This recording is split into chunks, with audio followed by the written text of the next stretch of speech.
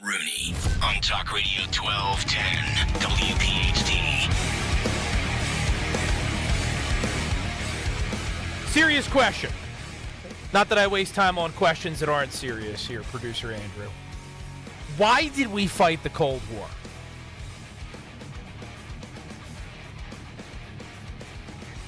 I can't hear your melodious voice. This is how you always win a debate. Ask a question when the other person's mic is off and you're guaranteed to win. See that?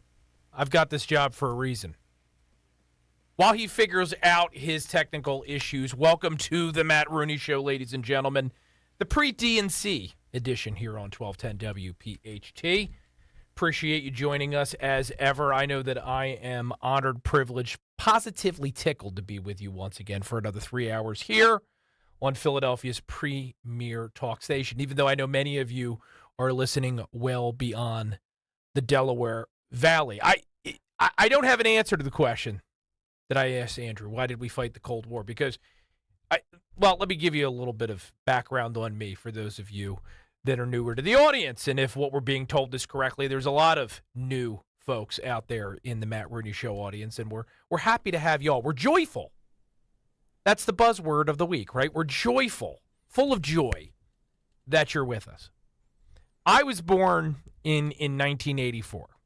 I don't say that to depress those of you who feel old when I make that pronouncement, but I was born in 1984, so I was quite literally born in the morning of America, right? Ronald Reagan ran for re-election that year. On its morning in America, we are coming out of the malaise of the Carter years, and we are living up to our birthright as the leader of the free world here in the United States. We have an economy, we have a military, we have a foreign policy that's worthy of the greatest nation in God's creation.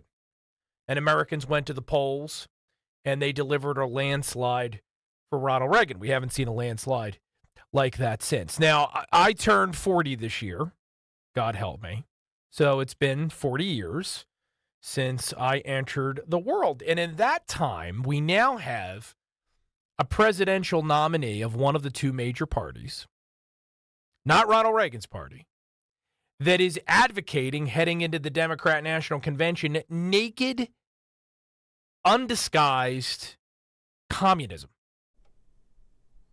We've gone on this program before. I know I've done it plenty and accurately tagged Democrat proposals as socialist. There's been creeping socialism in the Democrat Party for many years, the most famous example being Obamacare. This is communism. What Kamala Harris rolled out this week is maybe hat tip to the New York Post. We should call it Kamalaism. Kamanism. I don't know. Someone much funnier than I am can come up with the right hashtag. But that's what it is when you have bureaucrats in Washington, D.C. deciding how much eggs are going to cost in Colorado and New Hampshire. That's communism. And amazingly, if you believe these polls, and I don't believe all of them, nearly half of the country is perfectly fine with that.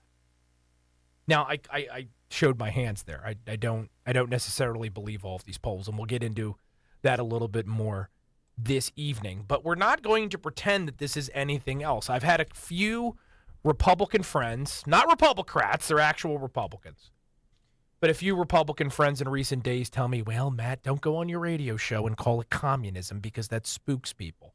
Well, people need to be spooked. And in a time and space where they're being lied to by one of the major parties, I think we need to call this for what it is. I think to the extent that you can blame Donald Trump and Republicans for allowing things to get a little bit closer in recent days, if that's indeed what's happening, it's because they're levying the correct charge that Kamala Harris is an idiot and what she's proposing is communism, but they're not explaining why. Reagan himself frequently said that when we stop teaching, we start losing. We have to explain conservatism. We have to teach freedom. It's not something that is automatically understood by the next generation. That's not how it works. You have to constantly remind people why Hundreds of thousands of Americans have sacrificed themselves over the course of decades and centuries to provide the economic miracle that up until this point we have enjoyed and prospered under. But Democrats are ready to throw away to buy votes. That's what this is. Make no mistake about it. This is bread and circuses. They want to buy the votes of Gen Z by promising them $25,000 to buy a house, by promising that they're going to control the price of eggs and milk. Well, as we're going to explain to you tonight, that's obviously not what's going to happen. You're going to have less eggs. You're going to have less milk. And instead of giving everybody $25,000 to buy a house, every single house in this country is about to get $25,000 more expensive. That's funny how that works. Isn't it funny how that works? Oh, we got your mic working, my man. Yeah, it works. I'm just playing around with buttons. So now here I thought after being gone for a few weeks, you got here and the show was starting and you said, nah, you know what? I enjoyed my life more without this program. I wasn't sure. I pressed the button and everything, and I was like, did I forget how to run the audio board? Did I not press the right? Did I have the fader? No. But no, it's all good. No, it's in your muscle memory. You know how to do it. Oh, yeah. It's like riding a bicycle. But I want everyone to ask themselves this question. Why did we fight the Cold War? Because let's take everything that I'm going to talk about tonight and I just said and lay it up against the context of our times, right? Overlay it. We are currently in a war in all but name with Vladimir Putin and Russia, right? It may not be American troops that are on the ground that we know. I believe anything these days. But other than actually having American boots on the ground, it's our weapons, it's our money, it's our NATO manpower that is training the troops that are going into not just Ukraine right now, but actually on Russian soil. The Ukrainians have invaded Russia. You've read about it. They're in the Kursk region. So for all intents and purposes, we're at war with Russia. Why? Seriously, why? Democrats have already decided that they are perfectly fine with Putin's lawfare tactics. That's what you do in the former Soviet Union. If someone is a political dissident, they say something that is offensive to the regime, you manufacture a reason to throw them in jail. You manufacture a reason to prosecute them, their family, seize their business, seize their money. That's what we're currently doing right now over here in this country to Donald Trump. That's what the state is doing. So they're perfectly fine with that aspect of the former Soviet Union's practices. Now we're about to adopt their economics, I guess. We're going to tell supermarkets, we're going to tell wholesalers what they're allowed to charge for basic goods. Have we learned nothing from history? But I think that that's the question, not the way I phrase it. I think that you should ask every single Lib Lab friend you have over the course of the next week as they watch the hybrid rock concert that you're going to see out in Chicago. Because, you know, we can't really call these Democrat events anymore rallies, because the idea of a rally is you get together and have a politician that is going to give a speech, and then everybody cheers when they describe their policies, and there's some kind of rallying call for people to go out and do something, normally vote for them. That's not what this is. Kamala Harris goes out there, utters a series of phrases that I don't think she's actually getting them from consultants. They're too stupid for even consultants. Here's what I think she's doing. I think she's going to a Home Goods or a Kirkland's, and she's looking at the words that are printed on the overpriced pieces of wood that your wife or your mother buy around Christmas time. You know, joy to the world, you know, peace at home, home is where your family is. These nonsensical phrases that don't really mean anything, but you'll pay a bunch of money for if it's painted onto something that you buy at Kirkland's. That's basically how Kamala Harris has come up with her campaign. Democrats are going to fawn over this convention. It is going to be presented as the second coming of Christ. We're back. We're joyful. We're happy. We're going to turn this country around again. And nowhere in there will there be any cognizance. Nowhere in there will there be any self-ownership of the fact that this woman has been in office for the past 3.5 years. Every single thing that Kamala Harris is going to propose at her convention in Chicago this week, both the things that are comprehensible, and I think there's going to be plenty in there that's not comprehensible.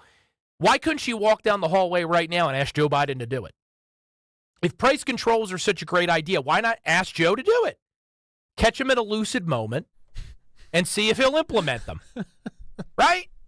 Joe, why don't you give $25,000 to these Gen Zers so they can emerge from their parents' basements and buy a house? Why don't you go ahead and tell those supermarkets in Missouri or Pennsylvania or New Jersey, hey, listen, you're charging too much for cereal. You got to knock it off. She hasn't done it because they're not serious proposals. They're not serious proposals. Even Kamala Harris and the folks around her don't believe this stuff would work. They are trying to fool you. They are trying to trick you. They are trying to pull the wool over your eyes.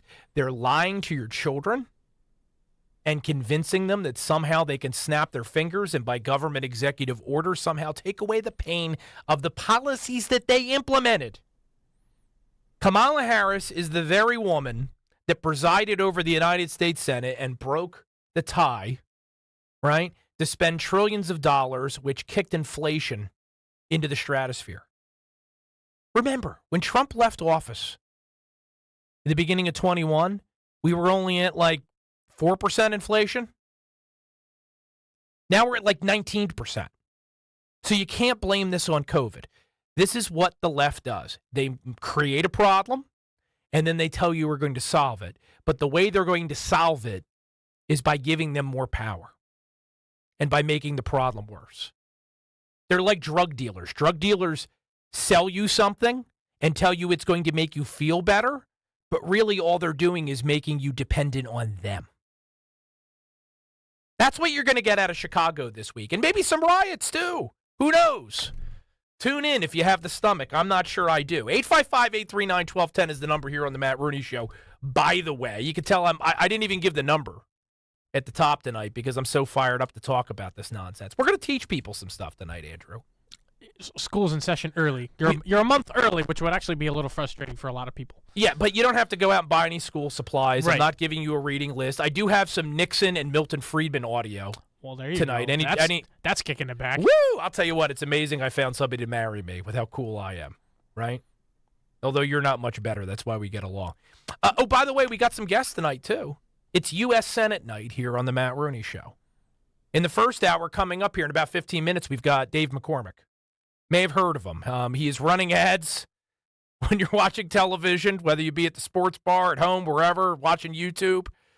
Republican nominee this year, seeking to take out Bob Casey. If you've seen a Bob Casey ad, you wouldn't be blamed for believing that Dave McCormick is Satan incarnate, right? I mean, the ads this year have been overheated even by modern political standards.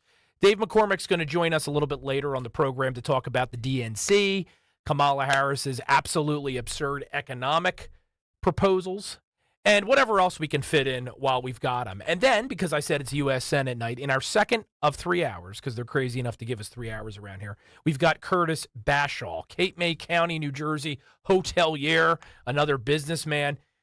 He's going to talk to us about his own race. He's the Republican Senate nominee in my home state, the state of New Jersey. A little bit of movement in that race this week. Bob Menendez decided not to run as an independent, so the era of Gold Bar Bob is almost officially at an end. I think we're going to get a floor speech at some point. Actually, no, I take that back. What's today? Today's the 18th? I think it's the 20th he's resigning. So maybe we won't get a floor speech if we haven't had it already. And Murphy already announced his replacement, right? He did, yeah. Murphy's former chief of staff, George Helmy, another socialist.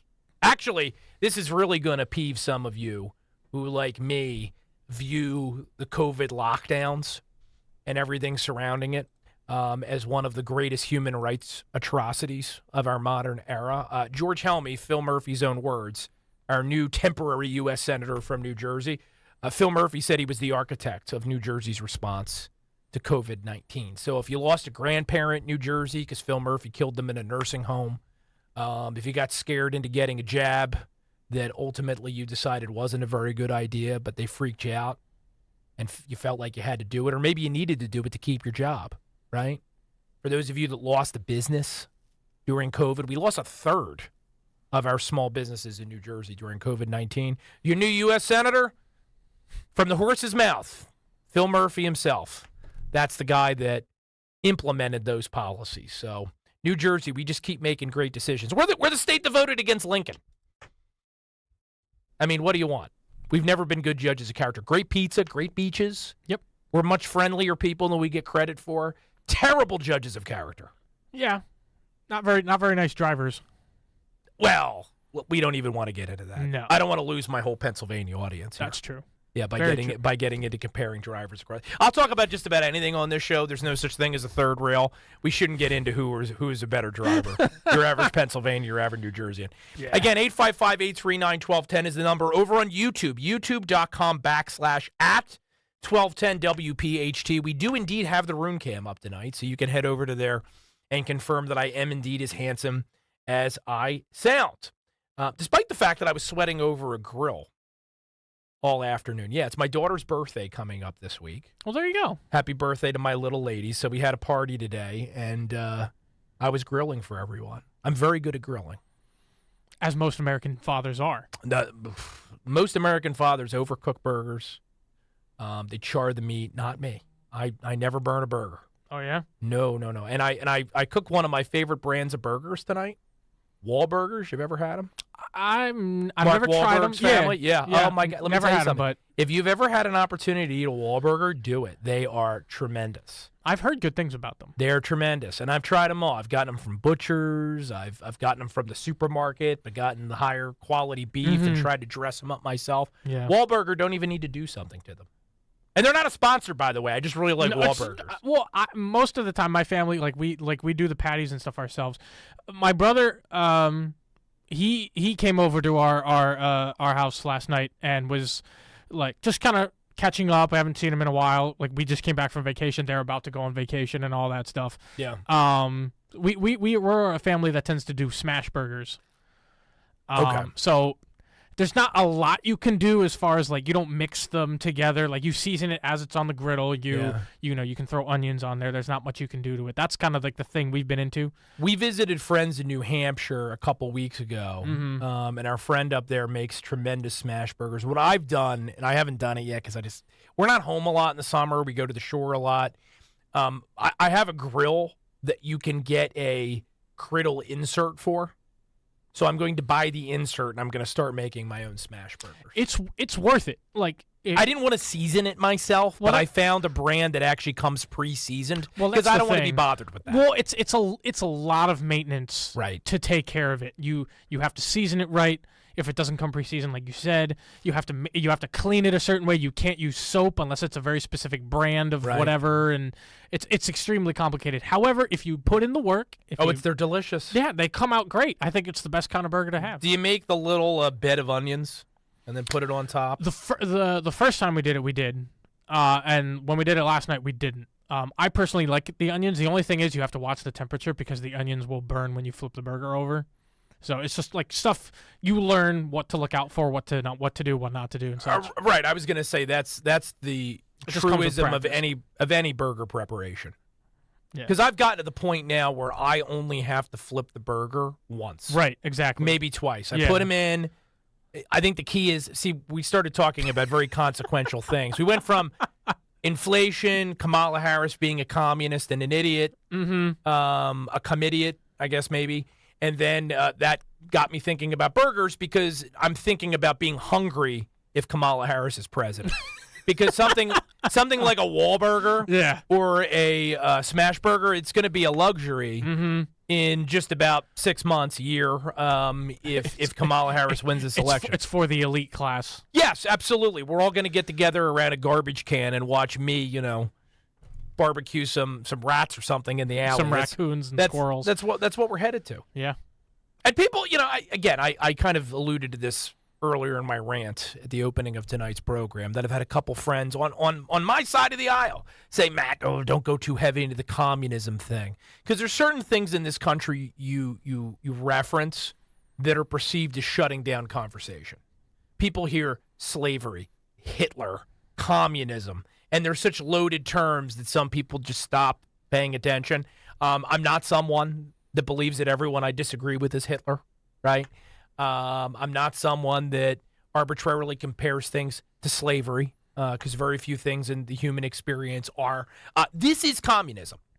If you've got a bureaucrat someone that graduated with a degree in government planning from George Washington University, no real experience, never actually ran a business or certainly a supermarket or a food wholesale distribution operation. But mommy or daddy has a connection, so they get a job in the Harris Waltz administration. That person sitting down there in that marble building in D.C. telling a farmer in Iowa, telling a guy that owns a supermarket in the suburbs of Chicago what they're allowed to charge, that is communism. That is textbook definition communism. And I'll tell you what it's going to do. And I want everyone to pay attention in this city because, newsflash, Philadelphia is a relatively poor city, and it is a city with a large black population. This is going to shut down supermarkets in economically challenged neighborhoods.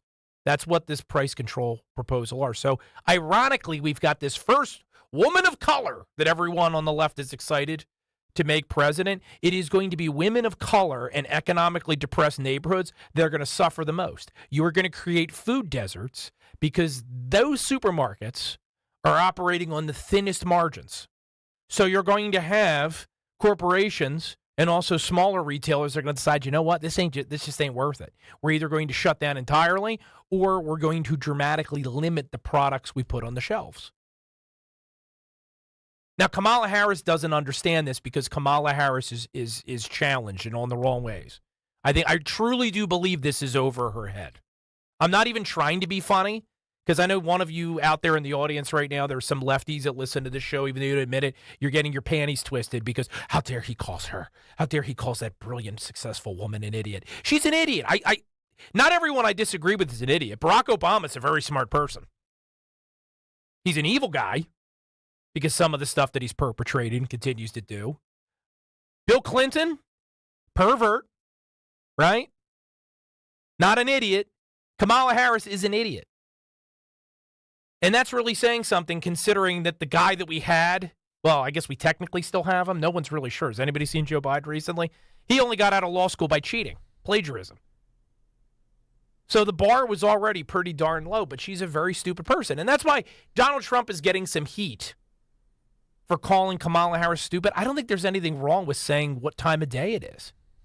And I think it can come out in the debate if he debates her the way that he should. But you can't just say someone's an idiot and stop. You have to explain why she's stupid. You have to lay out, as we're going to do tonight on this program, why Kamala Harris's policies, well, look, don't take my word for it. This is Matt Rooney. I'm a admitted proud conservative on a radio station that's got a lot of conservative hosts. The Washington Post trashed Kamala Harris's plan. Did you see this, Andrew? I did not. Yeah, I mean, I know you have a life, so you maybe didn't see it. Yeah. The Washington Post has trashed Kamala Harris's program. Said it's completely ill-advised, that it has no basis in economic reality. This is not this is not the Daily Wire. This is not the Bongino Report. Right? This is not some conservative rag or conservative radio program. The Washington Post. Now, it's been pointed out to me that who owns the Washington Post? Bezos, right? Indirectly. So technically, you can trace the ownership back to the same company that owns Whole Foods. So maybe that motivated this Washington Post editorial board, right, to write this particular piece. But I'll tell you what, does that really change the truth of it? If anything, it's demonstrated one of the greatest truisms of American politics, that the only time leftists ever practice capitalism is when it affects their own bottom line. More on that and so much more on this edition of the Matt Rooney Show. Again, 855-839-1210 over on YouTube, youtube.com/@1210 WPHT. Quick break. Back with more of our numero uno in a moment. This is Dr. Marianne Ritchie. Tune in to Your Radio Doctor every Saturday afternoon at 5 here on Talk Radio 1210 WPHT for the latest healthcare news and information, because your health is your wealth. That's Your Radio Doctor, Saturdays at 5. Hi, I'm Angie Hicks, co-founder of Angie. When you use Angie for your home projects, you know all your jobs will be done well. Roof repair? Done well. Kitchen sink install? Done well. Deck upgrades? Done well. Electrical upgrade? Done well. Angie's been connecting homeowners with skilled pros for nearly 30 years, so we know the difference between done and done well. Hire high-quality, certified pros at Angie.com. We're the Goo Goo Dolls. We're fortunate that our daughters have what they need to grow and learn. But that isn't the case for nearly 13 million kids in the U.S. that struggle with hunger. Childhood hunger is a heartbreaking reality that Feeding America is working to change. Each year, the Feeding America network of food banks rescues billions of pounds of good food that would have gone to waste and provides it to families and children in need. You can help kids in need in your community by visiting feedingamerica.org. Brought to you by Feeding America and the Ad Council. Hey everyone, it's Donald Trump Jr. Join me and Dom Giordano Thursday, September 12th at the Scottish Rite Auditorium in Collingswood, New Jersey for the next Politics and Pints with WPHT. We will talk all things Trump, the 2024 election, and my father's book, Letters to Trump. South Jersey and PA suburbs are hugely important to electing Donald Trump president. Just head to 1210WPHT.com for tickets right now. Hope to see you there. Your official home for Penn State football and basketball is Talk Radio 1210 WPHT and the free Odyssey app. Listen to every Nittany Lions game on Talk Radio 1210 WPHT and the free Odyssey app. Hi everyone, Matt here from Emmons Roofing and Siding. There are a lot of companies out there that say they do roofing, siding, windows, and doors. Some good, some not so good. Be careful of those that say buy two, get two free. Does that really make sense? Think about it. At Emmons, we don't offer gimmicks, just quality products installed by our experienced craftsmen. We do offer 12-month same as cash financing though. That's not a gimmick. That's because we know how tough it is for some people right now to get these projects done. If you need roofing, siding, or windows and doors, call us for a free estimate today at 856-885-6677 or visit us at callemmons.com. This is Larry Steinitz with Investor Schooling. You may know me from my book, Money Hacks. You may know me from my radio shows, and you may even know me from some of these commercials. But listen, I'm teaching stuff that people need to learn about money. In fact, my favorite topic is money. So go to investorschooling.com and you will learn things about money that you never even knew existed. We will teach you things about real estate, about the stock market, and about how to use your IRAs properly. Go to investorschooling.com and sign up for a complimentary class this Thursday night at 7 o'clock. That's investorschooling.com. This is Larry Steinitz with Investor Schooling. Are you tired of hearing about the recession that's coming? Are you prepared for it? Well, listen, at investorschooling.com, we're going to teach you ways to prepare for the recession that you didn't even know existed. We're going to teach you strategies on how to use real estate. We're going to teach you strategies how to use the stock market properly. That's right, you can even make money in the stock market when the stock market goes down. Hey, go to investorschooling.com and register for a free class this Thursday night, and you will learn all of these techniques. Go to investorschooling.com right now, RSVP for this Thursday. We'll see you there. Do you feel like you're going through life clouded by doubt? Talk to California Psychics. Our trusted and accurate psychics are available 24/7. And we guarantee if it's not life-changing, it's free. Download the app or connect with us at CaliforniaPsychics.com. Right now, new customers get 80% off their first reading. Experience the joy of certainty. California Psychics. Free speech lives here on Odyssey's #1 talk station. Talk Radio 1210. WPHT.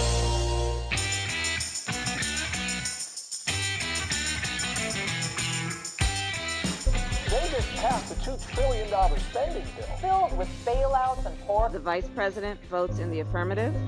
We're not looking at a contribution to inflation, but actually we're going to get prices down. The risk of inflation is pretty low. The risk of inflation is pretty low. I would err on the side of something too big. Food, energy, rent prices skyrocketing. Larry Summers and others came out and said it was too big for the moment. I don't know any economist that was recommending something the size that what was done. He made a bold proposal there, $1.9 trillion. And you know what, Neil, I'm glad to get it. We did the right thing in the rescue plan by going big. Go big or go home. People go to the grocery store, they can't afford to eat, and you can't afford to put gas in your car to go to work. I mean, everything's going up except, paychecks. It wasn't like that before Biden took over. Bidenomics is working. It's working. We've delivered over and over again.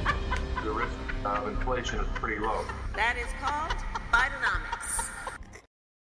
I said it a couple weeks ago that every single Republican ad this cycle should have Democrats, their own words, juxtaposed with Kamala Harris cackling. So the campaign of our next guest, I'm not saying they took my advice. They have smarter people than me hanging around, but certainly great minds, right? Sometimes do think alike. Our first guest on tonight's program, you've seen him on your television plenty over the course of the past few months, and that's not going to change as we head into the fall for good reason. He is running to unseat Bob Casey in this year's U.S. Senate race in the Keystone State. He is a seventh-generation Pennsylvanian. He is a dad. He is a husband. He's a West Point grad. He's a combat vet. And he's a businessman. So unlike some people running for national office right now, he actually understands money and stuff. Without further ado, let's welcome Dave McCormick to the Matt Rooney Show and back to 1210 WPHT. Dave, thank you so much for joining us this evening. Hey, Matt, thanks for having me, and thanks for playing that ad. That says it all. It's just like you said. In their own words, you have Bob Casey and Kamala Harris talking about how all this spending is going to be great for working families, and in fact, it has led to record high inflation that is just making it unbelievably hard for working families across Pennsylvania to make ends meet. 60% of Pennsylvanians live paycheck to paycheck, and for them, prices are up, 20% for food and rent, 40% for fuel, and it's crushing people. So this is the issue of the day, and we know where the responsibility lies. It's Biden, Harris, Casey. This wild, out of control spending, $5 trillion over the last 3.5 years. It's a hockey stick of spending that's out of control. It is out of control. And look, we know, and I've said this in the first segment of tonight's program, Democrats have always excelled at this. They create a problem, and then they try to solve it by giving us more of what created the problem in the first place. Do you get the sense as you travel around Pennsylvania, it's a big state with a lot of people that are trying to buy homes, as you say, struggling to purchase groceries. Do they understand the causation here that, as your ad indicates, that Kamala Harris presided over this multi-trillion-dollar spending spree, and that's why we find ourselves in this unaffordable mess? Well, I think many people understand, but we got to reinforce the message because frankly, Kamala Harris and Bob Casey are lying about it. I mean, Bob Casey had said from the very beginning this would not create inflation. In off-camera discussions, he's recognizing that he can't bring inflation down with their policies, and they're blaming this on greedflation or shrinkflation, just sort of making up this idea that the problem is that businesses are gouging customers. By the way, I'm not defending big business. We have a law against price gouging. This is not what's happening. What's happening is that this out of control spending is driving up prices. But we got to reinforce the message, because if we don't, people might not recognize that the people that caused the problem are also now recommending even, or will go forward with even bigger spending. Kamala Harris gave a speech late last week where she called for $1.7 trillion of new spending and Venezuelan-like price controls, where the government starts to dictate what prices businesses should give to customers. This is socialism. This is a step towards communism. This is absolutely out of control. And I can't believe I'm saying this, because I never thought in my lifetime I'd have to defend against Venezuelan-like price controls, but that is what Kamala Harris and Bob Casey are proposing, and it would destroy our economy and would make inflation even worse. Well, yeah, that's what I opened up talking about tonight. I'm an 80s kid. I was born during the Reagan era. Did I ever think that we'd end up here? No, I didn't. It's so easily disprovable, too, right? Because you look at wholesale inflation, consumer inflation, 19%, 19%. Government clearly baked this cake, and now they are going to make it so much worse for average Pennsylvanians and everyone around the country. Give us, though, your proposal. You're someone, I joked earlier, you actually understand money because you are a successful businessman, unlike Kamala Harris and Tim Walz and many in the Democrat Party, including Bob Casey. Bob Casey's greatest success in life, obviously, is having a famous father. That counts for a lot when you're trying to get a job in government. Doesn't necessarily translate to competence. What are the Republican proposals that you and President Trump and others, if Republicans are in charge of Washington, D.C. come January, could advance to, instead of making this problem worse and increasing inflation, actually begin to put the American economy back on the right track? Well, the number one thing we need to do is pull back on the spending. So if you look at, Republicans and Democrats alike have been guilty of too much spending over the last 20 years, but it really has been a hockey stick. A lot of that spending is out-year spending in the American Rescue Plan and Inflation Reduction Act, which in fact was the Inflation Creation Act.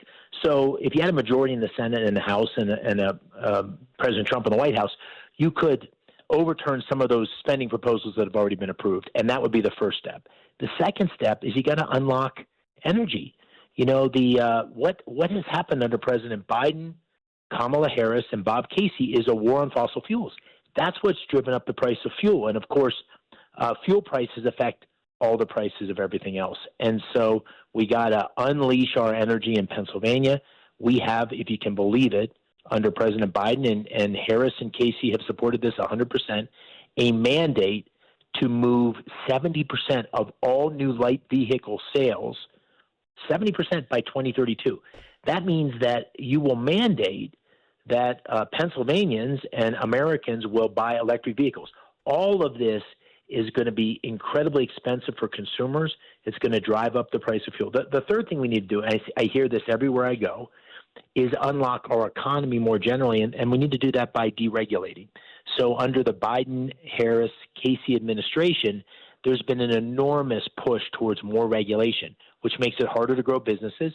And the more our economy is growing, the more we're going to be able to work ourselves out of this terrible debt that's been created by politicians for 20 years. This has been Washington's failure, $35 trillion of debt. If you can believe it, Matt, we now pay $1 trillion of interest on our debt, which is more than our defense budget, which is $900 billion a year. This is out of control. So those would be the three things I'd start with. I don't know why China hasn't invaded Taiwan already. And I'm obviously not hoping for that, but you sit here and you see the weakness in Washington, D.C., how we've handicapped ourselves economically. We are ripe for a fall here in the West. Energy is very important, I know, to Pennsylvanians. You touched on that a minute ago. I think it's the under-discussed key to unlocking our economy. It was a priority of the first Trump administration. He's promised to once again prioritize it again. I'm not sure. Maybe you can help me out with this. Where is Kamala Harris today on fracking? I think it's changed about 15 times just since you've been on the air. Yeah, you're not kidding. Well, first of all, I agree with you 100%. What countries around the world our adversaries see is weakness. And what Pennsylvanians see in Bob Casey is weakness and a liberal agenda where he is completely out of touch with the Bob Casey that ran for office 18 years ago. He votes 98% of the time with Biden-Harris. And nowhere is that movement toward the left more clear than in energy policy. And listen, Pennsylvania, I agree with you 100%. We need to be energy dominant. We need to be an energy superpower because it's great for our national security. Just imagine what would have happened in Europe had the Europeans not been dependent on Russia, but had been dependent on the United States, right? So it's great geopolitically. It's incredible for our economy, particularly in Pennsylvania. We are the fourth largest natural gas reserves in the world. We'd be the fourth biggest country for natural gas if we were a country. And it's incredible. Toby Rice, my good friend who's the CEO of EQT, which is the biggest natural gas producer in the country, always tells me in Pennsylvania we're sitting on top of Saudi Arabia in terms of capacity. Saudi Arabia pumps 10 million barrels a day. This is enormous. So that's we need to unlock that because these are great paying jobs for our young people. This will be decades and decades of great careers and opportunity that could double, triple over time if we unlocked energy. And then finally, here's the irony. It's great for our environment. That natural gas is a wonderful way, that clean, wonderful natural gas in Pennsylvania, to help the global economy transition from coal-fired plants in India and China.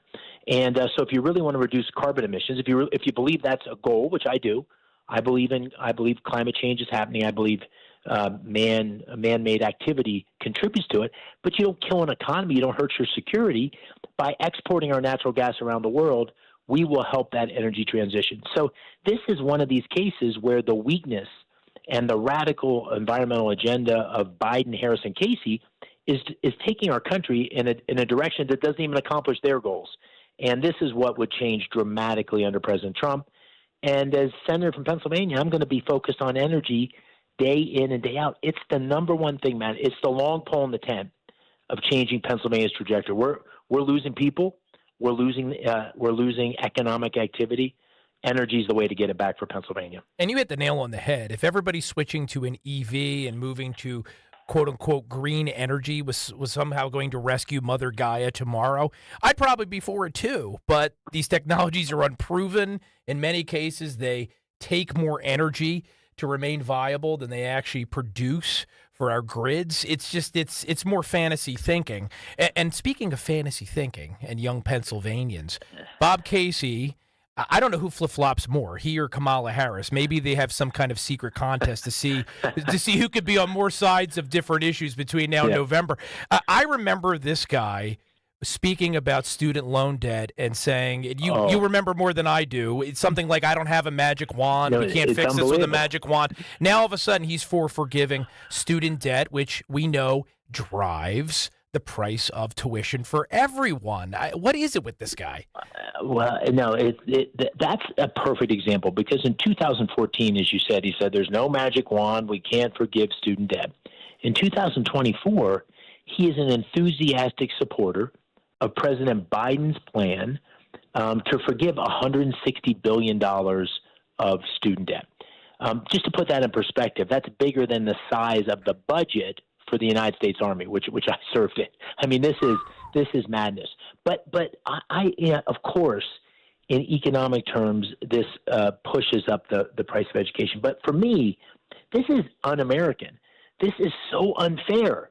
This is so unfair. You know, I went to high school with a bunch of guys. Two of my best buddies. One went to college. Took 5 or 6 years to get through it because he had to work. Couldn't afford, didn't want to take on a bunch of loans. Another one didn't go to college. Now, I don't know if he wanted to or chose not to. Both of those guys would be paying for the student loan forgiveness of some young people, 10, 20 years younger than them, 30 years younger than them, who may be making more money than they are. So this is crazy. I don't understand where this kind of thinking comes from. And then I hear Kamala Harris describe her Venezuelan price controls she wants to put in place in the United States, and I said, well, that's where it comes from. This idea of giving things away, it's like our checkbook. You can't give things away. You got to make budget. And Bob Casey, as you said, has been weak. He's increasingly liberal. He's out of touch with Pennsylvania, and he's flip-flopping all over the place. The only thing you can count on, he's going to flip and flop to where the radical left is moving, because that's where he is. What a show we're going to see at the U.S. Constitution Center in Philadelphia in just a few weeks' time. I don't know if you're going to go, whether or not you're going to be there, but it's going to be one for the books. I can't wait to see Kamala Harris, because up to this point, she really hasn't given any interviews. You as a candidate, that must blow your mind. Hey, you can run for federal office and not actually have to talk to anyone. She's not going to be able to run anymore, though. She's going to have to explain some of this stuff, and I suspect she's going to have a hard time of it. But someone, and if you didn't know this already, you know it now, who has no problem explaining where he stands. He knows where he stands. It's easy if you're not constantly changing your positions, is Dave McCormick, candidate for U.S. Senate here in the great state of Pennsylvania. You can find him over on X if you go to the handle Dave McCormick PA. Nice and easy there. Also, DaveMcCormickPA.com. We greatly appreciate you making time for us, and definitely check back in with our audience plenty between now and November. We want to know what you're up to. You got it, Matt. Thanks for having me, and thanks to your listeners for listening in. Have a great night. You too, Dave. That's Dave McCormick, everyone. One of the good guys. You're listening to the Matt Rooney Show here on 1210 WPHT. Because we are capitalists, we got to play some ads, make some money for as long as Kamala Harris allows it to happen, I guess. And we'll be back with more in just a moment. Your 401k goes up and down. That's fine when you're 40, but not when you're 60. Find out how to protect your hard-earned money. Tune in to the Retirement Spectrum with Alan Cohen, Saturdays at 3 on Talk Radio 1210 WPHT. Wesley Financial Group is not a law firm. If you own a timeshare, don't miss this public service announcement from Chuck McDowell, founder of Wesley Financial Group. If you receive an unsolicited phone call or mail piece to discuss selling, renting, or especially canceling your timeshare, don't fall for it. If you really want out of your timeshare, hang the phone up immediately or throw that mail piece in the trash and contact your timeshare resort or Wesley Financial Group for assistance with your timeshare. As the only Inc. 500 timeshare cancellation company, our knowledge, experience, and results has made Wesley a trusted resource for over 40,000 families we've helped get out of their timeshare. Give us a call, and I'll send you our timeshare exit information kit free with the straight facts about your timeshare and all of your options for cancellation. Call for your free info kit. 800-329-2121. 800-329-2121. 800-329-2121. Hi, this is Dom Giordano. Get ready for our Politics and Pints with Donald Trump Jr. Everyone is talking about it. Be with me on September 12th as we talk about the election, politics, and all things Trump. It's huge. Politics and Pints with Donald Trump Jr. September 12th, Scottish Rite Auditorium in Collingswood. Get your tickets now at 1210WPHT.com. That's 1210WPHT.com.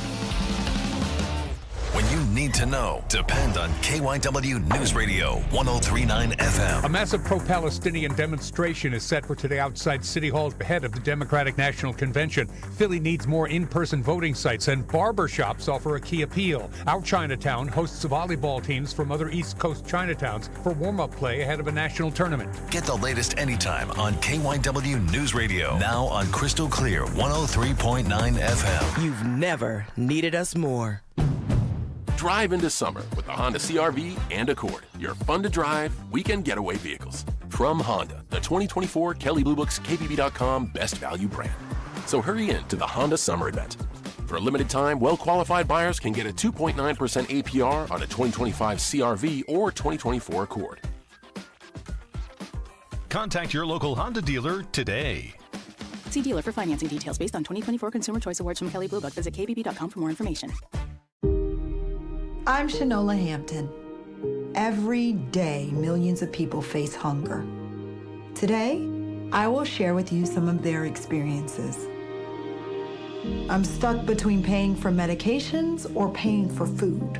John from Maine. After paying my bills, I can buy groceries. It's sad to say, food comes last. Alice from Oregon. I thought pantries were for less fortunate people. But anybody could be less fortunate in a day or even a second. Claire from Virginia. The Feeding America network of food banks helps provide over 6 billion meals to people in need each year. No one should have to worry where their next meal will come from. Together, we can end hunger. Learn more at feedingamerica.org.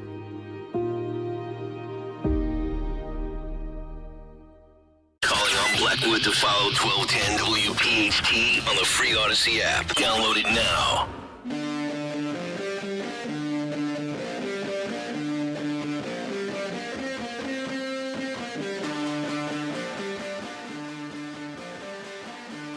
Matt Rooney, back on the Matt Rooney Show. Where else would I be? 855-839-1210. Remember to give us a like over on YouTube, youtube.com/@1210WPHT, where the conversation is always lively. Suze loves Jeffy, says Bob Casey Sr. was a decent man and governor. His son is definitely the lesser. And that's putting it very mildly, especially for the 1210 WPHT page, right, where people can get a little salty. Yeah. Bob Casey Jr. is a member of the Lucky Sperm Club. If it wasn't for who his dad was, he would be nothing. He's not a particularly intelligent man. He's not a great leader. Some of the policies he's adopted in recent years would probably horrify his father. I mean, those of you who are old enough to remember Bob Casey Sr. was cast out by his own party, not allowed to speak at their convention over his pro-life convictions. Meanwhile, at this year's DNC, which is already underway, it officially kicks off tomorrow, but they're already having some wackadoo events out there in Chicago. Let me give you a little preview of what they have planned. This is from the New York Post. There is one provider that is offering free abortions and vasectomies at the DNC. There's also you'd love this, Andrew. There's an 18-foot tall inflatable IUD named Frida Womb, which is going to be erected. So, why? That's my answer for everything the Democrat Party does in this day and age. Why? Like, what? Who? And these are the same people that are running around on social media and on the liberal network shows saying, "Oh, Republicans are so weird." #weird. You see anybody in Wisconsin hanging out with a giant inflatable IUD? These people are freaks. The RNC, it wasn't that long ago, even though it feels like a political lifetime ago, had Gold Star families, everyday Americans, hardworking people that were struggling to buy homes, whose children are victims of the fentanyl epidemic that's coming across our open border, Americans whose family members have been victims of illegal migrant crime. That's what we talked about in Milwaukee. The DNC, inflatable IUDs and joy, and the color of someone's skin, their gender. The Democrat Party can't even define what a woman is. They refuse to, but I'm supposed to be excited about the first woman of color being president? What do I care what color or gender the president is? First of all, they can't define it. Covered that a second ago. I care about whether or not my family has access to the American dream. I care about whether my fellow Americans, no matter what their anatomy is, no matter how they pray, no matter what color they are, whether they have access to that American dream. That's all that matters. But not to the radical leftists that control the Democrat Party. Those are not their priorities. That's why their behavior is getting more aberrant, why their ideas are getting wackier, why they are, as I talked about a moment ago with Dave McCormick, why they are willing to flip-flop and change their positions like chameleons to win. They've always been moral relativists. That became very clear during the Clinton era, right? When we had the President of the United States go on national television and say, well, it depends what the definition of is, right? In a deposition that was played on national television. We should have known then that we were slouching towards Gomorrah and the slide was not going to stop anytime soon.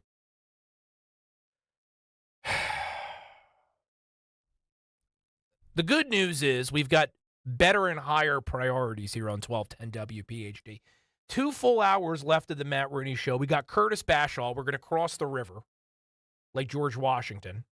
And we're going to talk to the Republican Senate nominee from my side of the Delaware, Curtis Bashall, coming up here in the second hour. We also have some audio and some stories that are going to help those of you out there that did not get an economics class in high school or college, exactly why these Harris Waltz ideas aren't just bad, but they're poison for the U.S. economy. And we've also got some other stuff deeper in the stack. We've got some craziness out of Rutgers, which, somehow beats out Penn State for nuttiness. Penn State comes up with plenty of its own garbage. Rutgers, if there's a bad idea, they'll subsidize it. We've got more on the Secret Service scandals that continue to plague that once storied institution. We've got more stuff on this show than I probably have time to share with you, but that's how we do it here on the Matt Rooney Show. We try to cram it all in there because we care about saving this country. This is a jam-packed show, even though it's a Sunday in August, because we don't take weekends off on this program. We have a republic to save, and we're going to do it starting tonight. Again, 855-839-1210 is the number. Quick break. Back with hour number 2 in a moment. Hi, I'm Judith Light. So there you are. It's flu season, and you're over 65 like me. You're having another busy year. So much to do, so many roles in life to play. But you feel like you might be forgetting something serious. Your annual flu shot. And before you know it, it's too late. It's not just the aches, fever, and chills that last for days and days. The flu can be life-threatening, especially if you have chronic conditions like diabetes and heart disease, which can worsen with the flu. Being active and healthy alone won't protect you. The immune system weakens with age, making you more susceptible to the flu. If you're over 65, ask about your vaccine options, including one made specifically for us. An annual flu shot is the best way to help keep the flu away. Visit the National Council on Aging at ncoa.org/flu to learn more And talk to your doctor or pharmacist about vaccine options for people 65 and older. Again, that's ncoa.org/flu. As a doctor, I see patients every day who are losing their vision and independence to age-related macular degeneration, also known as AMD. It's the leading cause of blindness in adults 55 and older. Some of us are at greater risk for AMD. If you have blurry vision or blind spots, they can be symptoms of AMD. If left untreated, it can lead to blindness. The good news, with early detection, AMD can be managed with effective clinically approved treatments that can reduce or even reverse some vision loss. Learning that you have AMD can be scary, but there's hope and help. The Foundation Fighting Blindness is researching and developing treatments and cures for AMD. To get your free AMD information packet, contact the Foundation Fighting Blindness today at 1-800-BLINDNESS. That's 1-800-BLINDNESS. Join the fight against AMD, because together there is a cure in sight. My name's Micaela. I joined the Army at 17. When I got back from Iraq a few years ago, I became pregnant and ended up homeless. No veteran should ever face homelessness. The U.S. Department of Veterans Affairs is working hard to end veteran homelessness by the end of 2015. VA offers programs to help eligible veterans stay healthy, find a job, and secure or maintain safe, stable housing. With a simple call to 877-424-3838, specialists can connect veterans to the services and support they have earned, regardless of their branch or era of service. My life works now. I got help from VA, and now I'm on a mission to share these resources. VA is here to help. If you or a veteran you know is homeless or at immediate risk of becoming homeless, call 877-424-3838 or chat online at va.gov/homeless. What if being in recovery from a mental or substance use disorder was something we proudly showed the world? Millions of people are in recovery, sharing hope and support with family, friends, and community. Join the Voices for Recovery. For confidential information for mental and substance use disorders, call 1-800-662-HELP. Brought to you by the U.S. Department of Health and Human Services. WPHT, WPHT HD, WOGL HD3 Philadelphia. From the Cherry Hill Volvo Studios, where relationships matter. Always live on the free Odyssey app. I'm Christopher Cruz. The Harris-Walz Democratic presidential ticket blitzed must-win Pennsylvania today en route to the Democrats' National Convention, which begins tomorrow in Chicago. Vice presidential nominee Tim Walz jumped the gun a bit. Madam President of the United States, Kamala Harris. CBS's Ed O'Keefe says there's good news and bad for Harris in a new poll. Our CBS News poll finds the reason the race between her and former President Donald Trump is tightening is because she's gained support from younger voters and voters of color. That's why this convention's big theme is focused on the future of the country. But our poll also finds fewer voters know what Harris stands for. About a third don't quite know. That's one of the big challenges for Democrats in the coming days, reintroducing Harris to the country and explaining what she would do if she wins. Harris was asked today by reporters about ongoing Gaza ceasefire talks. These conversations are ongoing, and we are not giving up, and we are going to continue to work very hard on this. We got to get a ceasefire. After 2 days of what were described as constructive talks last week, negotiators will meet in Egypt this week to try to lock down an agreement that would include a hostages for prisoners swap. Secretary of State Antony Blinken is in Israel and will meet with Prime Minister Benjamin Netanyahu, who isn't as optimistic as some that an agreement can be reached. Indeed, the BBC's Tom Bateman says there's no guarantee a deal will be made. This is all about the Americans putting on pressure to try to finally drive through this deal. And there is an increasing tone of optimism from the Americans about the possibility of that. But I have to say that is not matched by the kind of language and the public messages, at least, from both Hamas and the Israeli leadership, who are both accusing the other of blocking this deal. It was something almost no one expected, Ukrainian troops invading Russian territory. But CBS's Ian Lee in Ukraine says the troops have been successful so far.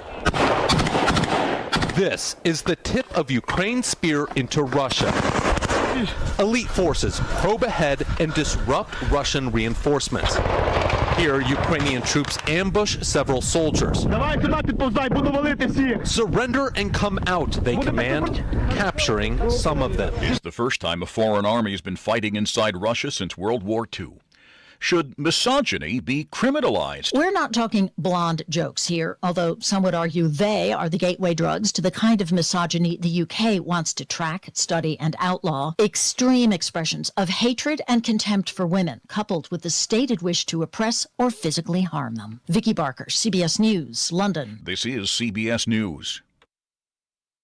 Sponsored by Progressive Insurance. Looking for a career path with flexibility, great pay, and benefits? Go to progressive.com/careers and apply online today.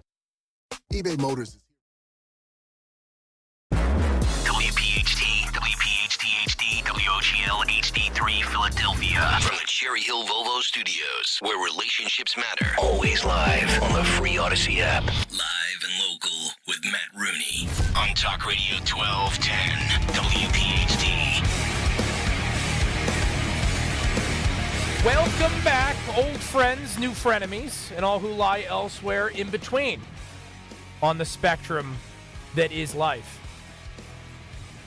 This is your old pal Matt Rooney here for another stirring edition of The Matt Rooney Show. We were always joyful around here, happy warriors, before Kamala Harris said it was okay to be joyful again. Did you know that you were so miserable before Kamala Harris told you were, Andrew? I had no idea. I had no idea I was a depressed, unhappy person. I've got a theory about this, by the way. Shoot. If you want to hear it. I mean, what choice do you have? We still have 2 more hours. It's true. Of this 3-hour program, and you're being paid to be here, so I'm going to take advantage of it. Might as well lay I'm it going on to make me. you my sounder. It's my sounding board here. Leftists are miserable people. I've noticed. And there's polling to back this up, which we've shared on the Matt Rooney Show before. They're just not happy. It's part of the reason why young leftists are prone to dyeing their hair unnatural colors, tattooing weird things on their backs, sticking pieces of metal in things that you probably shouldn't stick pieces of metal in, changing their gender, coming up with strange pronouns for themselves. I'm not he or she, I'm Faye, whatever the heck that is. Did you see the Kamala Harris campaign job application? Oh, yeah. They've got about 50 different types of pronouns, and there's Faye. I think that has something to do with being a fairy. That section of the application has more on it than what your actual job history is. Yes, your pronouns matter more than your qualifications. So people that are indulging in these things, they're not happy people. They're not happy with themselves, who they are, their current predicament. So leftists by nature are just not happy people. It's why they're trying to fundamentally transform their reality. So Kamala Harris telling them, hey, maybe we should be happy. Maybe we should be the party of joy. The media is pretending as if this is some kind of revolution in American politics because that orange man is just so angry. I've got news for you. I've been to 2 Trump rallies, and I have been a Republican for as long as I have been old enough to understand the issues and the differences between the parties. We've always been a happier lot. The reason why we are who we are and we believe what we believe is because we have a endless font of optimism for this country and its system. We don't think it's perfect. Nothing is perfect. God's perfect. He created this world, but there'd be no point to this existence if it was Eden, if it was heaven, right? So we're all here doing the best we can as imperfect beings, trying to do the best we can in this less than perfect existence. But we're happy. We're happy. We love this country. We love our families. We love our communities. When we get angry, when you hear fire in my voice, it's not out of hatred, right? I hate what Harris and Walsh are trying to do to this country. I don't hate them. I don't hate their supporters. Goodness gracious, I live in New Jersey. If I hated Democrats, I wouldn't have any friends. I just think they're wrong. Dangerously wrong, right? When you hear the fire in our voice, it's out of love for this country. We want to defend this nation and its ability to continue to be a force for good, not just in the world. They said that mouth breather, I keep saying Kissinger. Kinzinger. Let me try that again. 3rd time's the charm. Former congressman from Illinois is going to be speaking at the Democrat convention, right? Someone that thinks that we should be involved in every conflict, no matter what the reason, just because the guy's got some kind of strange war fetish. Conservatives don't just believe that this country has an ability to be a force for good in the world. Democrats are fine being a force for good in the world when it's other people's children, other people's treasure. We believe that we can be a force of good for our own citizens, that our system takes people, regardless of what condition they came into this country, came into this life, or both, and can improve it if you work the system. I sound like, by the way, I'm selling some kind of weight loss regimen, but that's what it is. If you believe in the principles embodied in our Constitution and the Declaration of Independence, and you're willing to work hard, play by the rules, you can make it here. And millions have. Democrats don't believe this. So one of the many things I want you to continue to push back against this week is when Democrats say, oh, we're the party of joy because Republicans are so miserable. I've been to 2 Trump rallies. It's Woodstock probably wasn't that happy. People that are just stoked to be there. And I got news for you, too. This is going to really twist some of our lefty friends into pretzels that are in the audience. When I went to the Wildwood Trump rally, there were black people there, and there were Indian people there, and there were women there, and there were young people, because it's just supposed to be a bunch of, like, angry white men in trucker hats, right? Right. They imagine it's just a bunch of guys that look like they're extras from Duck Dynasty hanging out at these things. That's not what it is. And they're happy because they are united in love for their country. Harris Walsh is promising to unite this country. Guess what? Those of us that believe in this country don't need a charlatan like Kamala Harris or a commie fraud, stolen valor jerk like Tim Walz that talks down to people and encourages neighbors to snitch on each other during COVID. We don't need those kinds of people to unite us. We're already united in love for this greatest nation in God's creation. We invite the left to join us, to abandon their efforts to try to destroy everything that's made this country what they allegedly want. Kamala Harris is out there talking about an opportunity economy. If you believe in an opportunity economy, why are you trying to close off every avenue to opportunity? Can you tell I'm a little fired up tonight, Andrew? A little bit. You pointed that out during the break. I'm a little jazzed up. You got enough water? I know I saw you drinking some coffee. And stuff. I'm drinking a coffee. Yeah. And I'll get you a water. I'll get you a cup of water during the next break. You look like you could use a little more hydration. I feel like we're in it. Yeah. Maybe that's part of it. I really feel like we're in it right now. The election, 3 months away. We've got a limited amount of time to save this country. It's the most important election of our lifetime. This is going to be the one where if you are politically conscious and your grandkids, kids, whatever, are talking about this election in school down the road, they may ask you, well, did you do anything? And what are you going to say to them? Like, no, I let those 2 dingbats just, roll into office, win Pennsylvania, not do anything about it. Right. You got to take a stand, folks. Got to take a stand sometime. This is the time to take the stand. 855-839-1210 is the number. Over on YouTube, youtube.com/@1210WPHT. If you want to participate. Steve, my buddy Steve over there on the YouTube channel page chat says that my shirt tonight is boring. And that's true. For newer listeners, viewers, whatever, the Matt Rooney Show, usually I'm rocking some kind of very aggressive floral pattern. On Sunday nights, that's true, especially this time of year. I call them my fun guy shirts. Tonight, not so much. The reason is because I mentioned in the first hour, we had my daughter's birthday barbecue today, and I cooked. Even though I come in here and do a 3-hour show, which can stand up against, and Andrew will agree, even though we're paying him literally to say it, it can stand up against any other program in this country. It's true. I still come, before I came in here to do this excellent professional 3-hour show, I just barbecued for like 12.5 people. And I did not have time to get changed after I cooked. There wasn't time to get cleaned up, and I knew this. So I said, all right, you know what? I'm going to wear a dark shirt. So if I get some hamburger spatter on it, or one of the kids, because we had a lot of kids there, got something on me, my fellow parents and grandparents out there, right? Like you get some schmutz on you from picking up the kids. Andrew's nodding. He's got kids. I didn't want to have to deal with that. So I said, all right, we're going to go with a dark, neutral kind of tone, a navy blue. So there probably is hamburger grease on this thing right now. Sorry to keep some of you out. But that's why I'm not wearing one of my fun, lighter colored shirts tonight. Yeah. Next week, we'll be back with some parrots or palm trees or something to that effect. But this week, you'll just have to make do with the navy blue. So, again, 855-839-1210 is the number. We'll be joined in a little bit this hour, about 18 minutes, by Curtis Bashall. We had Dave McCormick, the Pennsylvania Republican nominee for U.S. Senate in the first hour. Great chat with Dave. That was my first.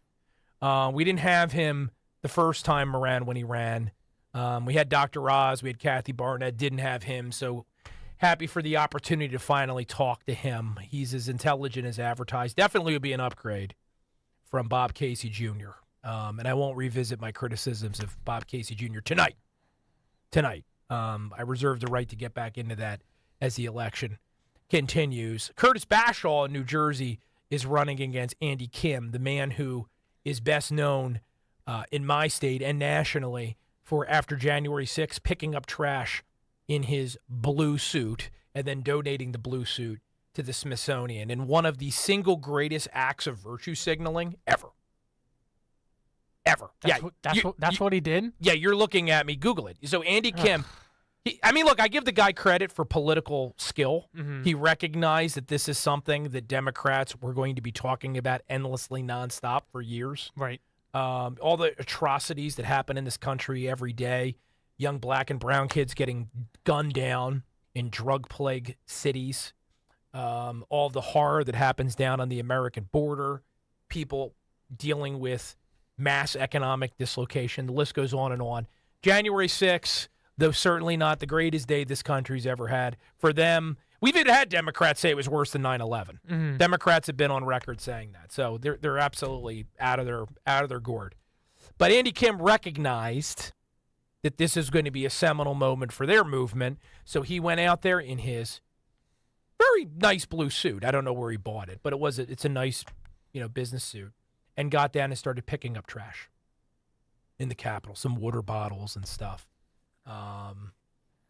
And then he took the suit because his picture went viral because the press just ate it up.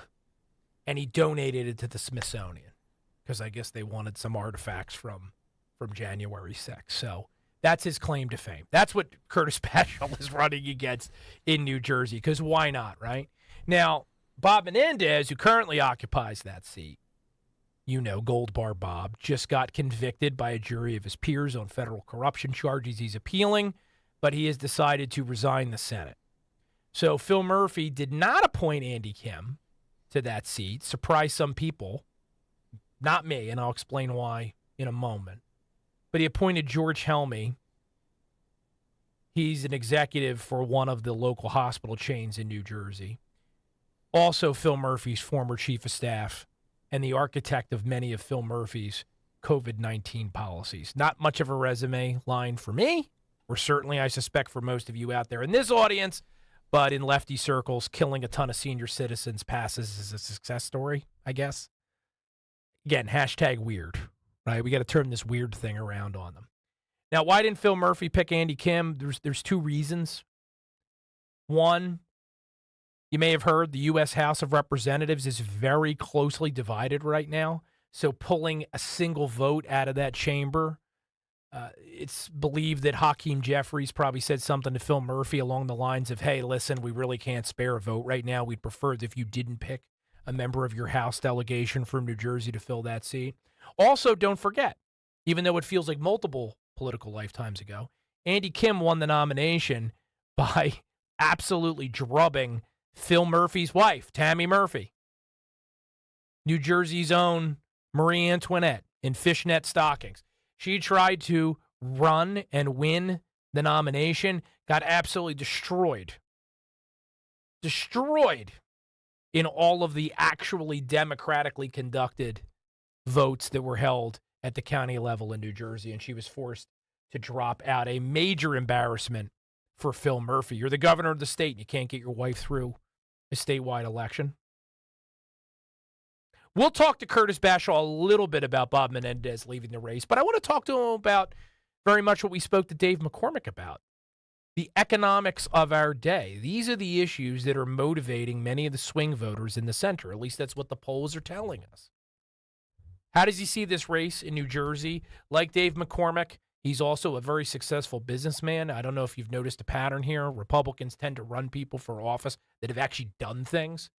Democrats run people that, as I joked in the first hour, I think they've all worked for Kirkland's or Home Goods. They get all of their campaign ideas from those painted pieces of signs that your mother loves to buy around Christmas time. Hope, peace, love. It's the Obama campaign all over again, except lucky for us, Kamala Harris isn't half as talented as Barack Obama. Give the devil his due, folks. He's not my favorite person. But the guy could give a speech.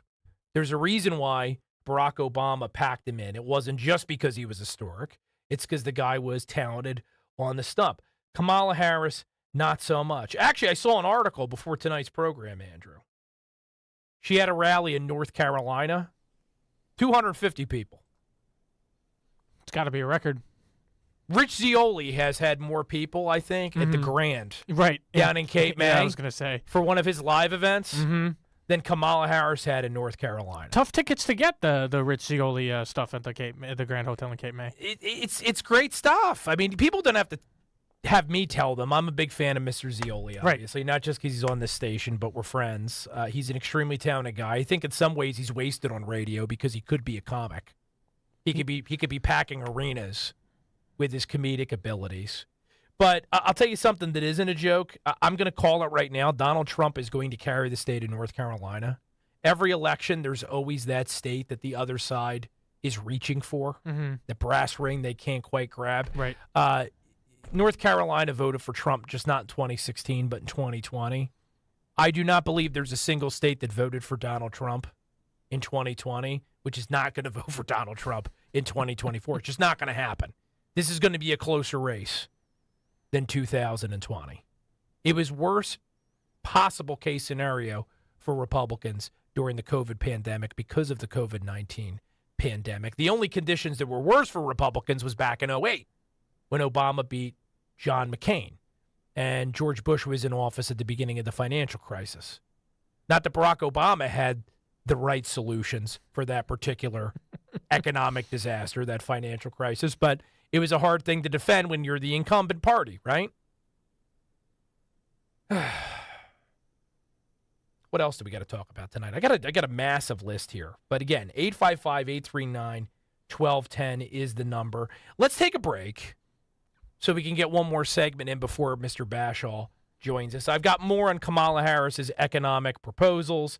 I've got more on the latest polling, particularly in the state of Pennsylvania, which may be of interest to some of you. More on the Democratic National Convention, which is getting underway out in Chicago.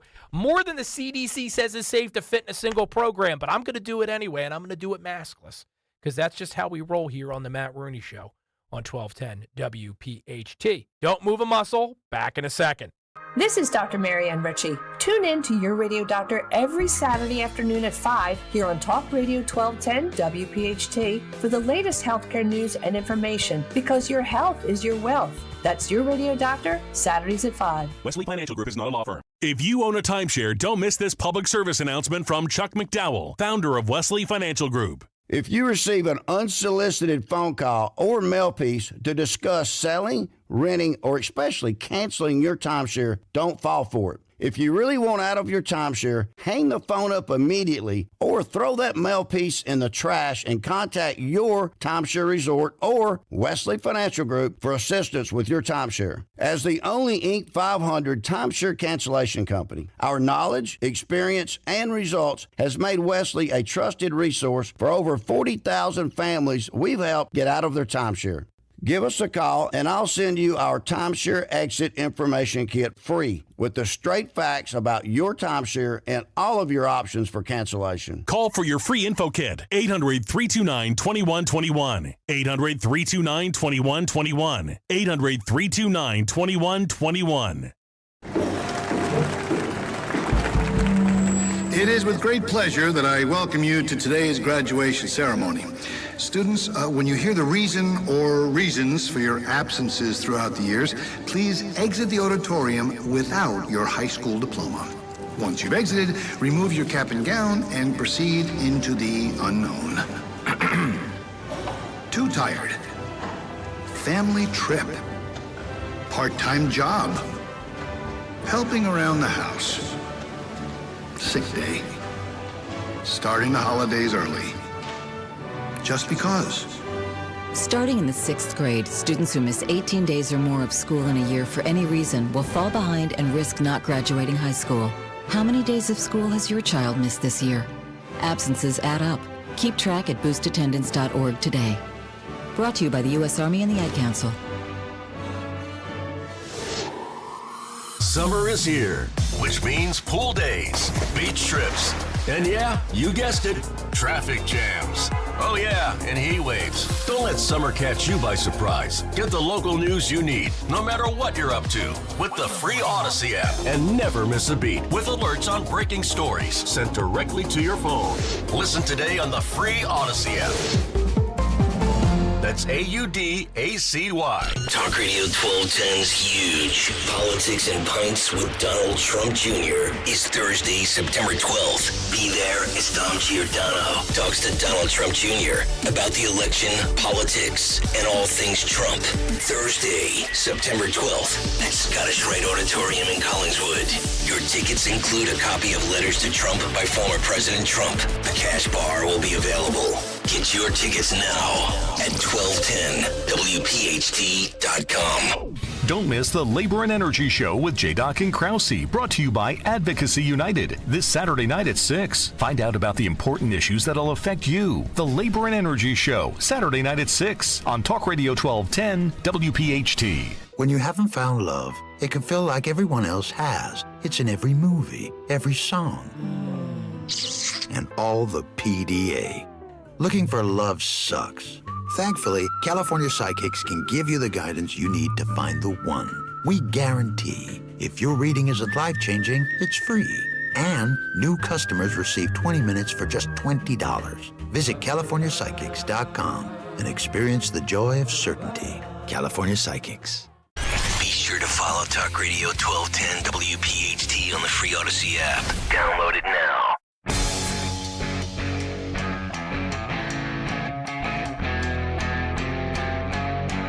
80 days from now, we are going to defeat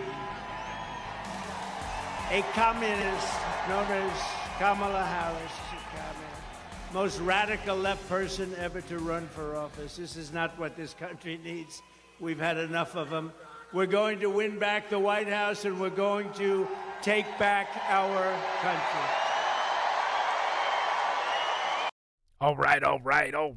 Donald Trump in northeastern Pennsylvania rallying the troops. Massive crowd.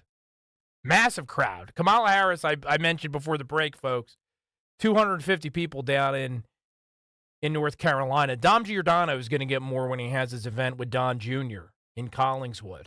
In New Jersey. Yeah, he's going to get 250 for that. So not a promising sign for Democrats in the Sun Belt. Meanwhile, in Pennsylvania, where you just heard President Trump campaigning, we've got two relatively new polls out since we were last on. Emerson dropped a new poll. I think that came out Friday or Saturday. Has Trump up 1 point. 49-48. Now, I just saw it while we were on air. I think it dropped within the last hour. We have a new Rasmussen Reports poll of Pennsylvania voters. Donald Trump up 1. This thing is going to be so close. Oh, my God. I feel the ulcer already forming in my gut, Andrew. 47-46 over Kamala Harris. Can never be easy, can it? If it was easy, it wouldn't be entertaining. Well, that's true. It's great if you have a radio show. Oh, yeah. But for everybody out there that's worried about their country and their families and their businesses. Not for saving the Republic. No, not for saving the Republic. Close is not good for saving the Republic. But look, this is let's back up for a second, because I occasionally give you a polling pep talk because I think it's easy to forget. And I end up doing the same thing, and then I start doom scrolling when I see a poll that doesn't comport with where I hope things are.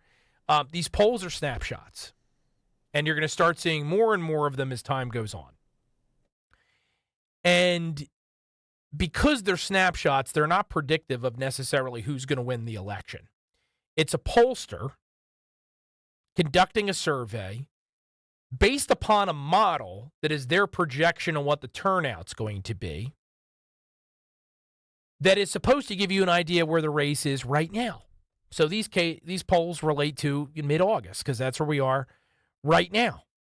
And what the polling tells us today is that we have an extremely close race. I've pointed out for you many times. I almost don't like talking about the national popular vote polling because even though they're fun, it gives us something to talk about on programs like this. We don't have a national election. That's not how we select our leaders in this country, at least not our leaders that occupy the White House.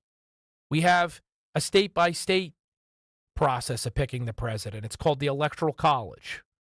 So what that national raw popular vote number tells you is how close of an election this is likely to be in the Electoral College, because you got to remember at least a point or two in there is just California, which always goes in the modern age double digits for the Democrat. Today, the RCP average, which tends to be one of the most reliable indicators of where a presidential race is, has Kamala Harris up 1.4 points.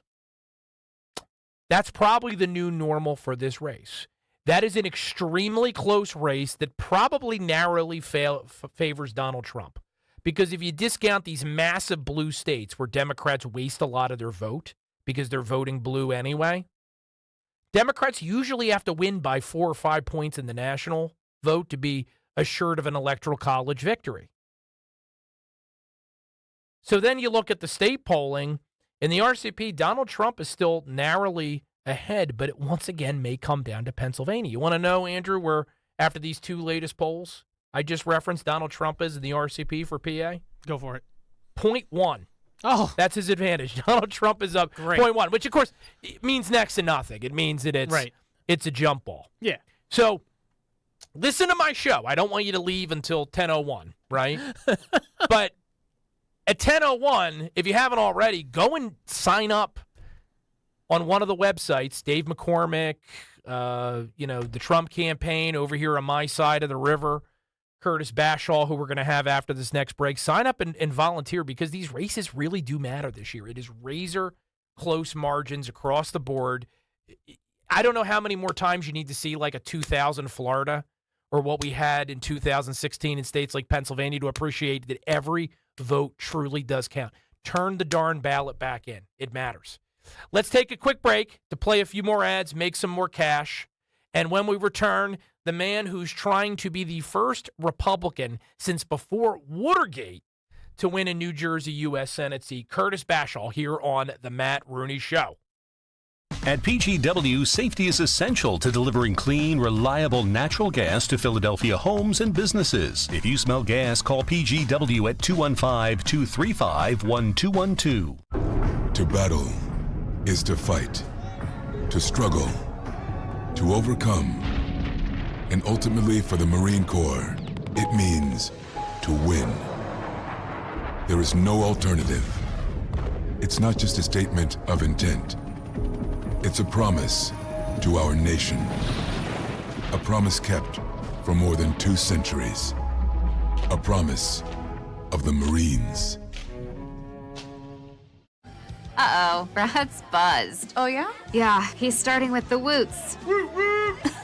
And now a speech. I just want to say that friendship is about heart and brain. Who's with me? Good thing is, he knows when he's buzzed. And my brain is saying, when it's time to go home, somebody call me a ride. Love that guy. Me too. Know your buzzed warning signs? Call for a ride when it's time to go home. Buzz driving is drunk driving. A message from NHTSA and the Ad Council. You can host the best backyard barbecue when you find a professional on Angie to make your backyard the best around. Connect with skilled professionals to get all your home projects done well. Inside to outside, repairs to renovations. Get started on the Angie app or visit Angie.com today. You can do this when you Angie that. I learned patience from my adoptive dad. All he had to say was, "Hey, you got this. Just breathe." Hey, Hey, we're pretty good. Yeah. Might have to start a band. I got it. Learn about adopting a teen from foster care. You can't imagine the reward. Visit adoptuskids.org to find out more. This message is brought to you by Adopt US Kids, the U.S. Department of Health and Human Services, and the Ad Council.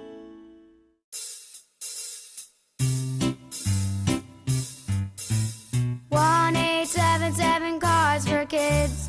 KARS Cards for Kids. 1-877 Cards for Kids. Donate your card today. 1-877 Cars for Kids. KARS Cars for Kids. 1-877 Cars for Kids. Donate your car today. Also on the web at carsforkids.com. That's Cars with a K. We're a recognized 501c3 charity organization, so you'll receive a maximum tax deduction. What's more, you'll receive a free vacation voucher of 3 days and 2 nights. 1-877 Cars for Kids. KARS Cars for Kids. 1-877 Cars for Kids. Donate your car today. Yo, Roy is Ford. We know your favorite station is 1210 WPHT.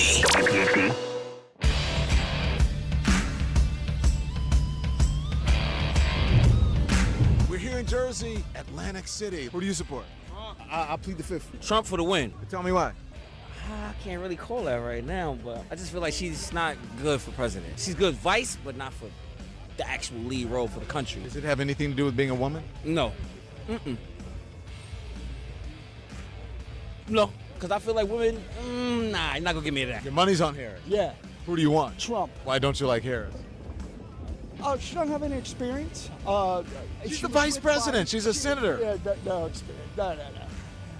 She has no experience. Well, I want Donald Trump. I just feel we need somebody that has a stronger background with the military and the world in general. She's a prosecutor and an attorney general and a senator and a vice president. If you're in a gambling town, who's your money on? I'm going to support the Democratic Party, but, I mean, Trump looked like he got it in the bag right now. 4 years ago, it was a lot better. I made a lot more money than I do now. I know you feel that way, but that's not actually what the record shows. The economy is actually better under Biden. No, I'm serious. That's what the facts show. Okay, you know what? No, that's not because I watch CNN. Trump or Harris? Trump. That's who's going to win. That's who's going to win. Who you support? I support Trump. All the people that came to this country legally, it's not fair that they're letting all 10,000 to 15,000 people or 20,000 people here illegally. Have you seen San Diego? Yeah. They're coming off the boats, off the water right here, off the ocean. Did you know Biden was flying them in? Did you know Biden was flying them in? You didn't know that? What do you Canadians think about what's going on here? We think you're all nuts. We're just watching from afar and just enjoying the show. I got to get out of Atlantic City. Where are we going to next? Music to my ears. Don Lemon, not in Florida, not in North Carolina, in New Jersey on the legendary Atlantic City Boardwalk, unable, Andrew, to find someone willing to defend Kamala Harris. Absolutely unable to find someone. And you could tell that his brain was ready to break. He had to get out of Atlantic City as quickly as he could. And I'm sure it hurt his soul to hear black men, a demographic that Donald Trump's doing very well with, rejecting the lies of the Democrat Party. I got news for you. New Jersey is not hopelessly blue. You and I are New Jerseyans. Yeah. We live in South Jersey. The true picture is much more complicated than the polls in some recent elections would have you believe. Jack Chiarelli almost won in 2021. It was close. It was close. The right candidate, the right conditions, it can happen. The question remains, will it happen this year? Our next guest, he's been on our program before. We're happy to have him back. He is endeavoring to make history. We have not elected a Republican to the United States Senate in New Jersey in my lifetime. It was before Watergate. But conditions might be ripe with everything that's happening in our economy at 30,000 feet nationally, and with the resignation of Bob Menendez, a Republican might be able to do it. Let's find out where his race stands as we rapidly approach Labor Day. Welcome back to the show, businessman, hotelier, and candidate this year, Republican nominee Curtis Bashaw. Curtis, how are you this evening? Matt, I'm tremendous. Great to be with you again. We're doing well. So I don't know if you heard that Don Lemon clip we played shortly before you came on. He came to the Atlantic City Boardwalk, a part of the world you know very well. You're a Jersey Shore guy. That's where you're from. That's where you've created a business empire. Let's call it what it is. You've been very successful. And I'm sure he expected to hear the Democrat company line. He didn't get it. He certainly didn't, and New Jerseyans are sick and tired of what the Democratic monopoly's done in our state. President Trump is expanding the Republican tent into communities that didn't always support Republicans, and it confounds the Democrats. They don't know what to do with it. They just can't explain it, and it sends them into apoplexy. Yeah, Don Lemon, he was having a rough day. I'm sure on the way back to wherever he's living these days, he had to really lay into the Advil or Tylenol or whatever his preferred pain relief medication is. And it's because, as you say, that we're witnessing something potentially historic this cycle. It does appear that economics are coming back into clear focus in this race. We spoke to who may be your future colleague in the United States Senate, Dave McCormick of Pennsylvania, earlier in tonight's program, about Kamala Harris's, I don't think radical does it justice, Curtis. This is an absolutely bonkers Soviet-era program that's going to drive inflation into the stratosphere if she's allowed to get away with it. You're just not someone running for the Senate. You operate hotels. You're a developer. You're someone that works with people that start out at minimum wage and work their way up to being executives. Can you tell us what you believe in your experience Kamala Harris's program would mean for the New Jersey economy? These kinds of policies that she's espousing are, a race to the bottom. We can't spend our way into prosperity. They're trying to cover up the inflation they caused by their overspending, by now trying to force price caps, which are reminiscent of the Soviet Union. We've seen the bread lines. You can't control a market economy. Our flag says it the best in New Jersey. The New Jersey flag has 3 words on it: liberty and prosperity. And I believe they are inextricably linked. So when the government tries to come in and manage things, they're going to create shortages, they're going to create higher prices, and we can't spend our way out of inflation by throwing subsidies and free stuff at people. People don't want free stuff. They want freedom. And the economy needs freedom to thrive. We need to grow. We need to produce. And yes, in my business, I have 1,000 employees. We make a payroll every 2 weeks. We're on the front line of the economy. And not only does our business pay and earn the money collectively for our team to cover 800 families' mortgage and rent payment, it's clothing, it's food, it's education, it's vacations, and we pay the taxes. And those taxes are what fund the federal government.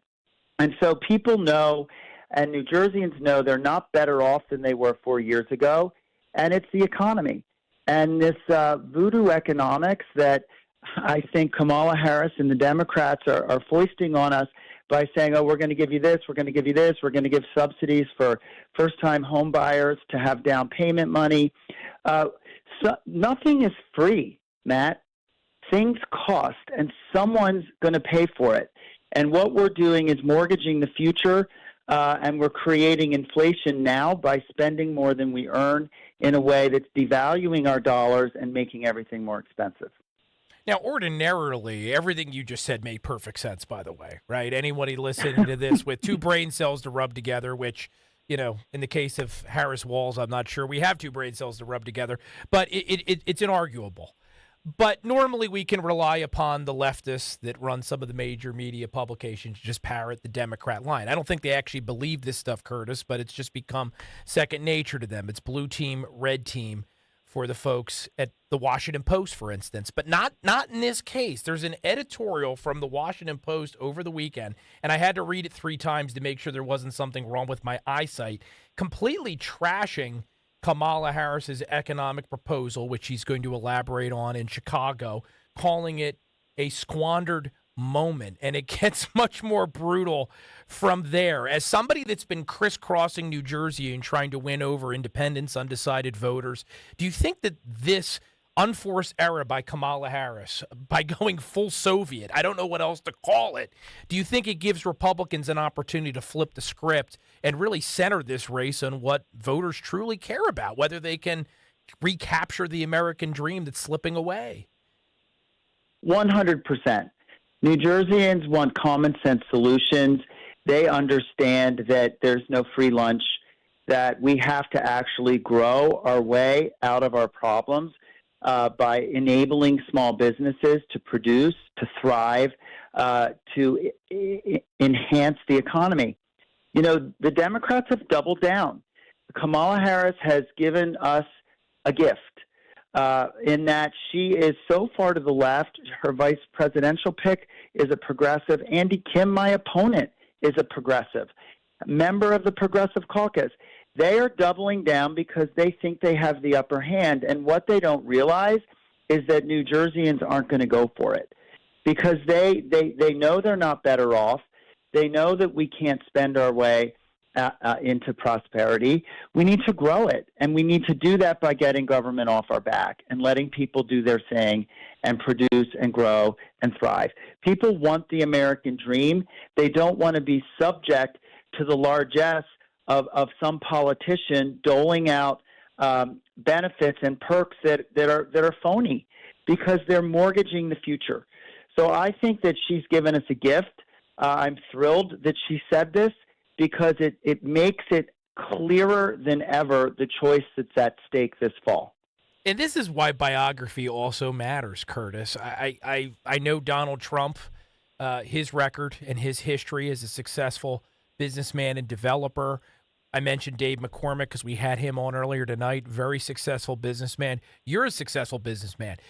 You juxtapose your records and your history in the private sector, succeeding, putting people to work, helping people achieve success against the record of your opponents. It creates a very interesting contrast. Bob Casey, I said before, I mean, he's only where he is because of who his dad is. He's always been in the public sector. Andy Kim has always been, for the most part, in the public sector. Kamala Harris, I mean, who would hire her, right? I think that speaks for itself. These are people that do not have real-world experience, and that's why, folks, you know, this is just my 2 cents, but you're listening to this program, so hopefully you think it's worth something.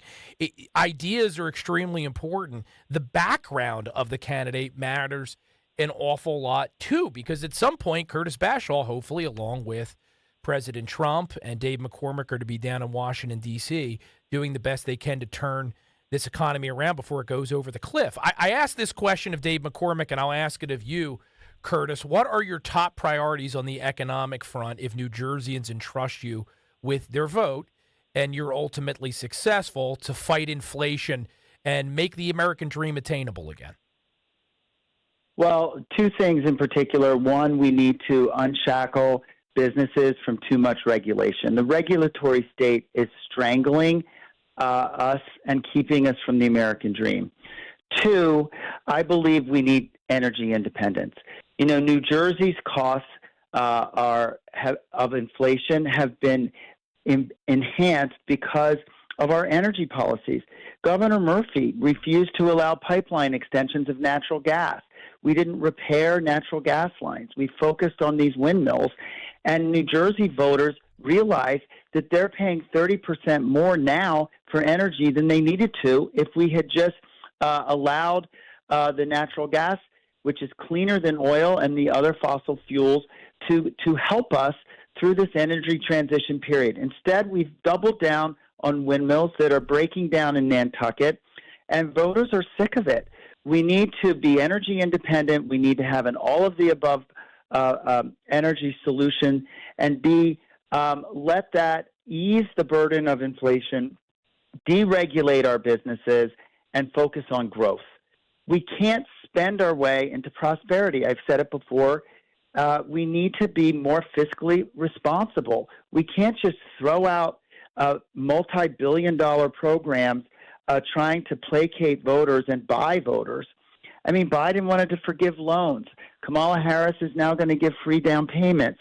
We're going to, do these giveaways, and the voters realize that that's a race to the bottom. That's not going to enhance prosperity. It's actually going to make us poorer. And you know what? On the windmill front, everything you said about the economics of it, spot on 100%. Also extremely hazardous. We saw what happened up in Nantucket recently with beach closures because pieces of blades were washing ashore. And then I don't know if you've had a chance with how busy you are, Curtis, to see the video over the weekend from North Carolina. Hurricane Ernesto's off the coast, and a house got pulled into the water, completely pulverized. Imagine what would happen at a wind farm off the coast of New Jersey if a hurricane like Superstorm Sandy went through that wind farm. It would be an ecological disaster for the Jersey Shore, something that regardless of whether you're from the state like you and I are, everybody loves our Jersey beaches. It's a major economic engine for the region. It's a factory for memories for people all over this great nation of ours. So that's another priority if you get down to Washington, D.C., and I know you'll stand up to the Biden administration's. Yeah, I mean, we got to stop those windmills. Final thought before you leave tonight, because I know you got stuff to do. Major development I mentioned earlier in the program since we last had you on. Bob Menendez had this quixotic design to run as a third party in this year's general election, even though he was not able to secure the Democrat nomination. Some thought it was maybe because he was trying to raise money for a legal defense fund. Others thought maybe it was a revenge campaign. He's sent a letter to the Division of Elections in New Jersey and says, I'm going to focus on my appeal. I just wanted to get your thoughts on the end of a 50-year career in the public sphere that is now ending about as disgrace as it possibly could be. Look, I think it's time to move past Bob Menendez. It was a fun idea that he run as an independent. I would have been happy to run again both a boss in Menendez and a bureaucrat in Andy Kim as a businessman. The contrast is there. I would have been happy to have them both debate. But my race against Andy Kim is going to be a clear contrast. We're excited to take that on. You know, he's been hemming and hawing about our debates. He hasn't accepted the debates that have been offered in the larger media markets. We've had ABC, CBS offer us both New York and Philly markets with their local affiliates at the same time. He has not accepted those debates. He seems like he would rather not run against me. But, you know, he's a bureaucrat. He's always worked in government. He's never signed the front side of a paycheck. I make a payroll every 2 weeks for 1,000 employees. We cover rent payments, car payments. The whole contrast there is something voters don't want any more political insiders and career politicians. They're sick of the corruption of Bob Menendez. They're sick of the theorizing of academic liberals like Andy Kim who are going to tell us what the fair share is when they have no idea what it is to make a payroll or be on the front lines of the economy. And voters want common sense outsiders to go to D.C. to make things better. So we're just the businessman. In contrast with the bureaucrat, Menendez was a career politician. We don't need more of them. It's time to move on. And Andy Kim is cut from the same cloth. He's only worked in D.C. And so we're happy to have it a twofer. We're going to run hard against him, and we're going to make it about the issues. We're going to show the contrast, and I think voters are going to pull our way. The polls are tight as many of these more high-profile Senate races, and we think New Jersey is the sleeper in this race that's going to come blazing out here as we get into the fall final stretch. And Andy Kim may agree with you there because, as you referenced a minute ago, Curtis, he doesn't want to debate till October. The debates he's agreed to, the earliest in time, is over at the New Jersey Globe, my friend David Wildstein, but not until October. So that's not the act of someone that's confident in his campaign or his positions. I'll say moreover, right now. No, go ahead, Curtis. Yeah, Matt. Well, I was going to say, you know, Telemundo was partners. He's boycotting the entire Spanish-speaking population of our state, and he's not letting early voters, those that are going to vote by mail, hear the contrast of the two of us before early voting starts. It's really something else. For a guy that traded on being transparent, for wanting everything to be on the up and up, the piousness with which he talks about his campaign, this is not showing that he's sticking to those principles. He's kind of ducking and running. Yeah. So we'll call it out too, But we know we've got the upper hand here, and we're very excited to run this race this fall and bring it home for our state. And I'll throw it out there for Andy Kim, because I suspect somebody from his establishment is listening. You can come on the Matt Rooney Show some Sunday night in September and debate. I'll sit back and shut up, because we all know they don't want me to talk, because we know that I'm not on Andy Kim's side. But I'll be a good boy. I'm capable of restraint sometimes, and I will just let you and Andy Kim have a discussion. If he wants to be in the United States Senate, then he shouldn't be afraid of coming on this program. Curtis Bashall, again, these candidates that we have on this program we invite on sell themselves. You don't need me to point out the fact that clearly he would be a dramatic improvement over what we currently have representing us in New Jersey. Remind us where we can find you online, Curtis. Curtis Bashall for Senate.com is there. You can follow us on social media, on X, on Instagram, on Facebook. We want people to know. Follow us, share it with your friends, and I'll say this challenge to your listeners. Every Republican, you talk to one independent or one Democrat, and you get them to consider coming our way, because there's a lot of them that are fed up with the race to the bottom that's been happening under this Democratic monopoly in our state. We're 49th in what we get back from the federal government. We're 3rd or 4th in what we contribute as a state. We need to change that. I'm tired of being second to last. We're going to win. And let's move forward and pursue this American dream, and not let these Democrats in there to foist these crazy policies on us when we're hurting and down, and we need to make the economy better. Amen. Curtis Bashall, everyone, businessman, success story, American success story, now a Republican candidate for the U.S. Senate in the great state of New Jersey. Curtis, thank you for joining us. Keep coming back on, keeping us in the loop between now and November. I think history is possible if everybody does the work. Thanks, Matt. Have a great night. Appreciate the time. Curtis Bashall, everyone, on an impactful Matt Rooney Show. I said it at the top of the program. I'm going to say it again right now. We are not taking the summer off. The stakes are too high. And for those of you that love to complain, the candidates all stink, they're all the same, I'm tired of voting for the same old thing. Look, I don't have a crystal ball. I can't tell you what Dave McCormick or Curtis Bashall are going to do if they actually get to the U.S. Senate. I hear what they're running on, and I like most of what they're saying. What I can tell you, and I've said it before and I'll say it again, they're substantial people that have actually accomplished something in life other than getting elected to an office. That is what the founders envisioned when they put this system together.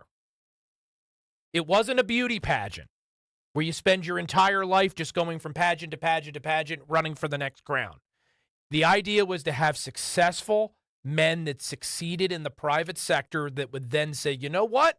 I'm going to take a break from making some money for the good of my country and devote some time and energy to apply what I've learned for the betterment of my fellow citizens. That was the entire point. Democrats have done everything they can to throw a monkey wrench into that process. And we're seeing the results right now. We've got career politicians like Bob Casey, like Andy Kim, that don't just have bad ideas. It's not just about them being bad people. They have no idea what they're doing. I don't think Kamala Harris even understands what inflation is or how it comes about. She mustn't if she actually believes anything that she's actually planning to sell to the American people out in Chicago. 855-839-1210 is the number over on YouTube, youtube.com/@1210WPHT. I am Matt Rooney. Fear not, we're not done for the evening. One more hour still to go here on the program. Let's go fill those coffee mugs. Be back here in just a few. This week, all eyes are on Chicago for the Democratic National Convention, and Rich Zioli is there. While our economy is doing well by many measures, prices for everyday things like groceries are still too high. Listen afternoons 3 till 7 for the latest news, excitement, and drama as it unfolds. Rich Zioli live from the Democratic National Convention, only on Talk Radio 1210, WPHT, and on the free Odyssey app. When you need to know, depend on KYW News Radio 103.9 FM. Hundreds marching in Center City demanding a permanent ceasefire in Gaza and an end to U.S. arms shipments to Israel. And a blowout for the boys from Bucks County. Council Rock Newtown beats Washington 12-2 at the Little League World Series. Get the latest anytime on KYW News Radio. Now on Crystal Clear 103.9 FM. You've never needed us more. Wesley Financial Group is not a law firm. If you own a timeshare, don't miss this public service announcement from Chuck McDowell, founder of Wesley Financial Group. If you receive an unsolicited phone call or mail piece to discuss selling, renting, or especially canceling your timeshare, don't fall for it. If you really want out of your timeshare, hang the phone up immediately or throw that mail piece in the trash and contact your timeshare resort or Wesley Financial Group for assistance with your timeshare. As the only Inc. 500 timeshare cancellation company, our knowledge, experience, and results has made Wesley a trusted resource for over 40,000 families we've helped get out of their timeshare. Give us a call, and I'll send you our timeshare exit information kit free with the straight facts about your timeshare and all of your options for cancellation. Call for your free info kit. 800-513-4444. 800-513-4444. 800-513-4444. If you're looking to furnish your home or replace your old furniture, your journey begins and ends at Bucks County Estate Traders. One piece of advice, make sure you have time when you come here. The 58,000 square foot showroom is a furniture wonderland. Quality high-end pieces with inventory changing daily. It's all here. Mid-century modern, traditional, vintage, antique, and name brands. They'll ship anywhere, or you can pick up in-store. Bucks County Estate Traders in Hatfield or at buckscountyestatetraders.com. As a veteran of Iraq or Afghanistan, joining IAVA.org really helps in the transition home. It's a network of OIF and OEF vets like me who've got your back here, just like we did over there. That means when you need help navigating the GI Bill, we've got your back. And when you're dealing with the transition home, we've got your back. Or when you just want someone to share stories with, we've got your back. Iraq and Afghanistan Veterans of America is there for you. Join our community at IAVA.org. We've got your back. Brought to you by IAVA and the Ad Council. I'm a radio guy. Always have been. I grew up with radio and still love it today. I love talk, music, and great personalities. I used to have satellite, and I've tried internet stations, but you know what? Local radio is still my favorite. Then I found HD radio. Now I get all the stations I've always listened to, plus a lot more I never knew were there. The coolest part? I bought an HD radio for just $50, and I pay no monthly subscription fees. So if you like radio, you'll love HD radio. More stations, no monthly fees. HD radio, a good deal more. I'm Christopher Cruz. Demonstrations have already begun in Chicago at the site of the Democratic National Convention. CBS News Chicago reporter Dave Sabini is right in the middle of it. It has been peaceful, but this crowd is growing. This started off as a reproductive rights rally and protest, and now it has become a Free Palestine protest. So if this is a glimpse of what we're going to have this week, there is a powerful voice we're hearing. I want to say there's 500 to 1,000 people out here marching, and we probably have as many police officers. Mayor Brandon Johnson says his city can handle the convention and the protesters. This is the city that said, yes, we can. President Barack Obama. This is also the city that's going to launch the first black woman of Asian descent to the most powerful position in the land. He spoke on ABC. Kamala Harris has begun spending a lot of time in must-win states like Pennsylvania right before the convention. I'm going to be out here with Tim, with the second gentleman, with Mrs. Walls, and we're going to be working on earning every vote between now and November. CBS's Weijia Zhang says new polling has good news and bad for the two candidates. Our CBS News poll shows men are more likely to vote for former President Trump and women for Harris, including Lisa Short. Do you think it's going to be a close race here in Pennsylvania? I think it's really going to be a close race because I've been here my whole life, and what I've noticed is like Trump comes here a lot. So I really think like it's going to be tough for her to win Pennsylvania. Extreme heat at an air show in Colorado Springs, Colorado today caused about 100 people to seek emergency treatment. This EMT helped some of them. A lot of nausea, headache, just overheating in general. So really what we're doing is we're getting them into this building, we're getting them into air conditioning, we're giving them IV fluids, we're taking their vitals. Much of the southwestern U.S. is still sweltering under triple-degree heat. Ukraine is pressing ahead with its military offensive inside Russia. CBS's Ian Lee is near the front lines. The invasion is turning nearby Ukrainian cities into hives of military activity.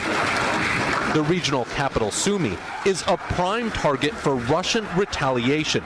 Drones and missiles now target it on a daily basis. As Gaza peace talks resume, the Israeli military is preparing for attacks by both Iran and Hezbollah. IDF spokesman Major David Avraham says the army is ready. There are diplomatic attempts to de-escalate the situation, but we are ready for everything and anything on any front. Hezbollah has vowed to attack Israel in retaliation for the killing of one of its top commanders last month in an Israeli attack in Beirut.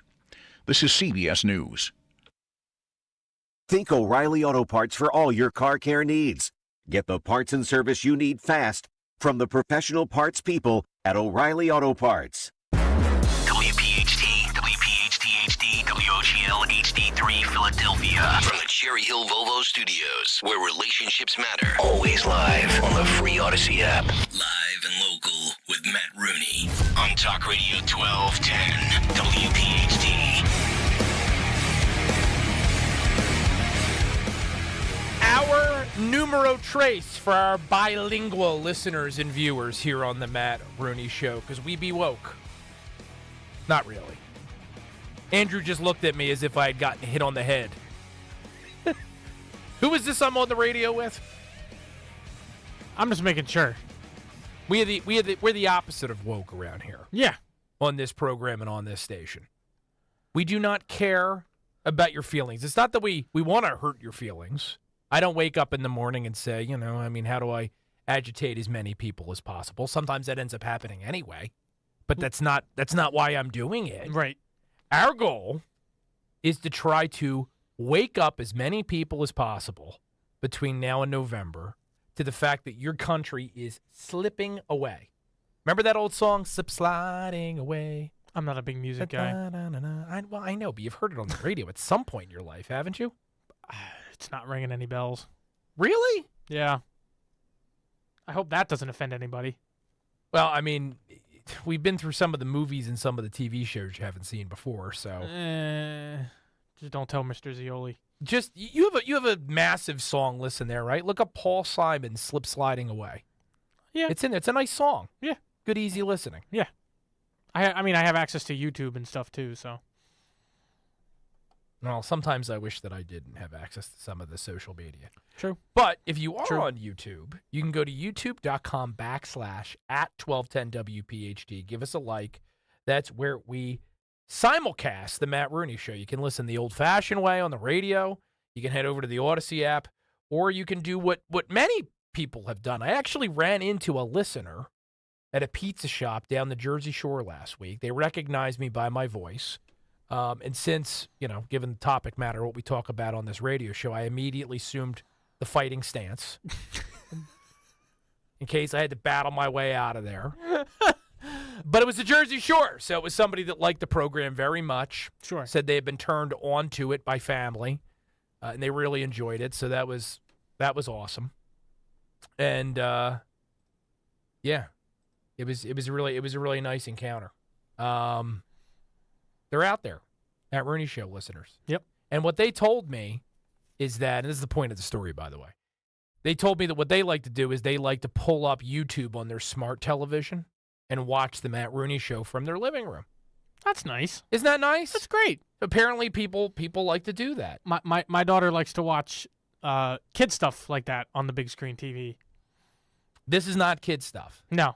Well, she's also almost 2 years old. So. Right. Yes. And this show is not. I don't think we're G. We're not R. We're not rated R. Yeah, we're a little bit away from that. I think we're closer to G than we are to R. I think we bounce between PG and PG-13 depending upon the week. Yeah. But yeah, if you want to consume the show via YouTube, youtube.com/@1210WPHT. Make sure to like. I think if we get enough likes at some point, Stalker gives us something. I don't know what it is. Probably not money. Maybe some stickers. Maybe a Zioli Army T-shirt, something like that. I take it. And I want to plug our main man, Rich. Many listeners of this program are obviously fans of the Rich Zioli Show, Monday through Friday. Rich is out in Chicago this week. Brave man that he is, at the DNC. He was out at the RNC. Now he's at the DNC. So he better hope that none of those lunatics recognize him from Fox. He's on Fox all the time. I think he was on Fox over the weekend. What I'm hoping is that they don't recognize him and he can do some really good man-on-the-street stuff. I don't know what he has planned. Is DeSantis with him? Yeah, he is. DeSantis went out there? If anything, Matt can do some man-on-the-street type stuff. Watch them get outed at the DNC by DeSantis' laugh. Somebody recognizes DeSantis's uniquely DeSantis laugh. That's hilarious. That's what would happen to those programs. But we wish them Godspeed out there in the godless land of Chicago as they cover the Democrat National Convention. I'm having trouble deciding whether or not I even want to listen to it and watch any of it. I can see how you'd be conflicted about that. I sort of have to because I have to write about it over at Save Jersey, my website, savejersey.com. I got to come on the show next week and talk about what happened at the DNC. In a way, I do it because so you don't have to. Mm-hmm. I can give you You're the go-between. Yeah, right, exactly. Standing I'm the in the buffer. gap. Yeah, standing in the gap. I am all that stands between you and the nuttiness that's going to be on that stage. Mm-hmm. God help me. And presumably they're going to talk about Kamala Harris's economic policies that she wants to implement, which, well, we actually have a new update song for Kamala Harris in honor of her platform.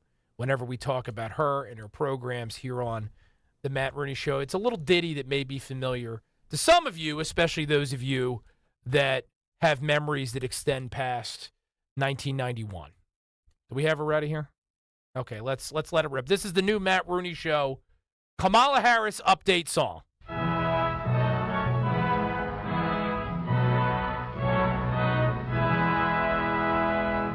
United forever in friendship and labor, our mighty republics will ever endure. The great Soviet Union will live through the ages, the dream of a people, their fortress secure. Long live our Soviet motherland, built by the people's mighty hand. Long live her people, united and free, strong in a friendship tried by fire. Long may our crimson flag inspire. Now, Tim Waltz shining in glory, doesn't have that baritone voice. No, he does not. But couldn't you see him out there on the stage in Chicago just belting it out and all the Democrats singing along? I've never heard it in English before. You never heard it in English? I've never heard it in English before. There used to be a lot of commies around here. And then they went underground because, in case you missed it, we had a Cold War and we thought we had won it. But apparently we didn't. Yeah.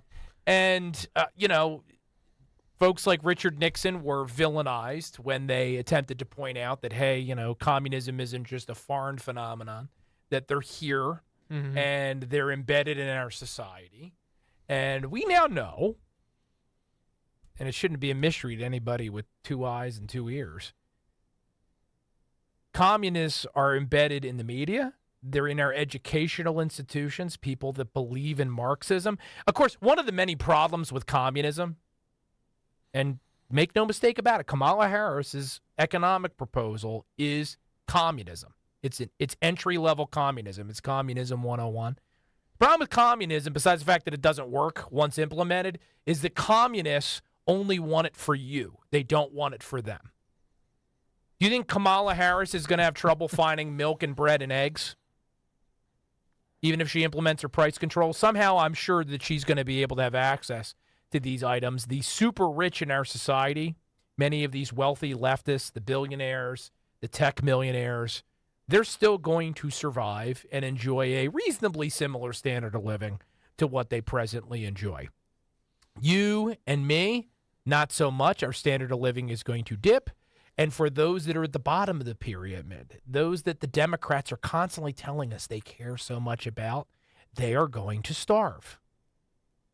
They are going to starve as supermarkets close, as shelves in the supermarkets that remain open become vacant, as people stand in bread lines. Hey, Kamala Harris keeps saying she's going to unite us. Maybe she means in hunger. There's going to be a lot of camaraderie out there on the bread lines. Not the kind that anybody wants, right? We don't want to feel united as a people because we cannot feed our children. We want to feel united as a people because we have a fantastic, prosperous country that sets an example for the world. Mm-hmm. Not a country that recycles the failed ideas of states like Venezuela and the former Soviet Union.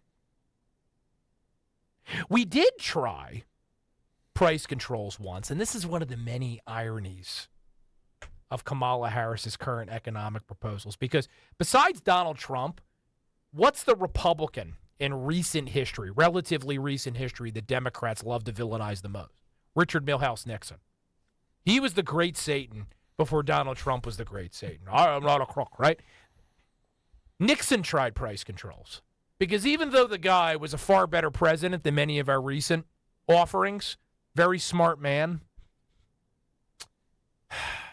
this may surprise some of you, he had a little bit of an imperious streak.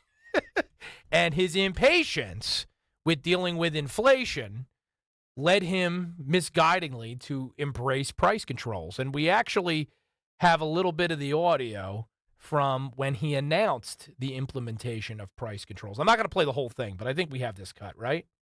Let's get in our time machines and head back to the Nixon era. The second indispensable element of the new prosperity is to stop the rise in the cost of living. One of the cruelest legacies of the artificial prosperity produced by war is inflation. Inflation robs every American, every one of you.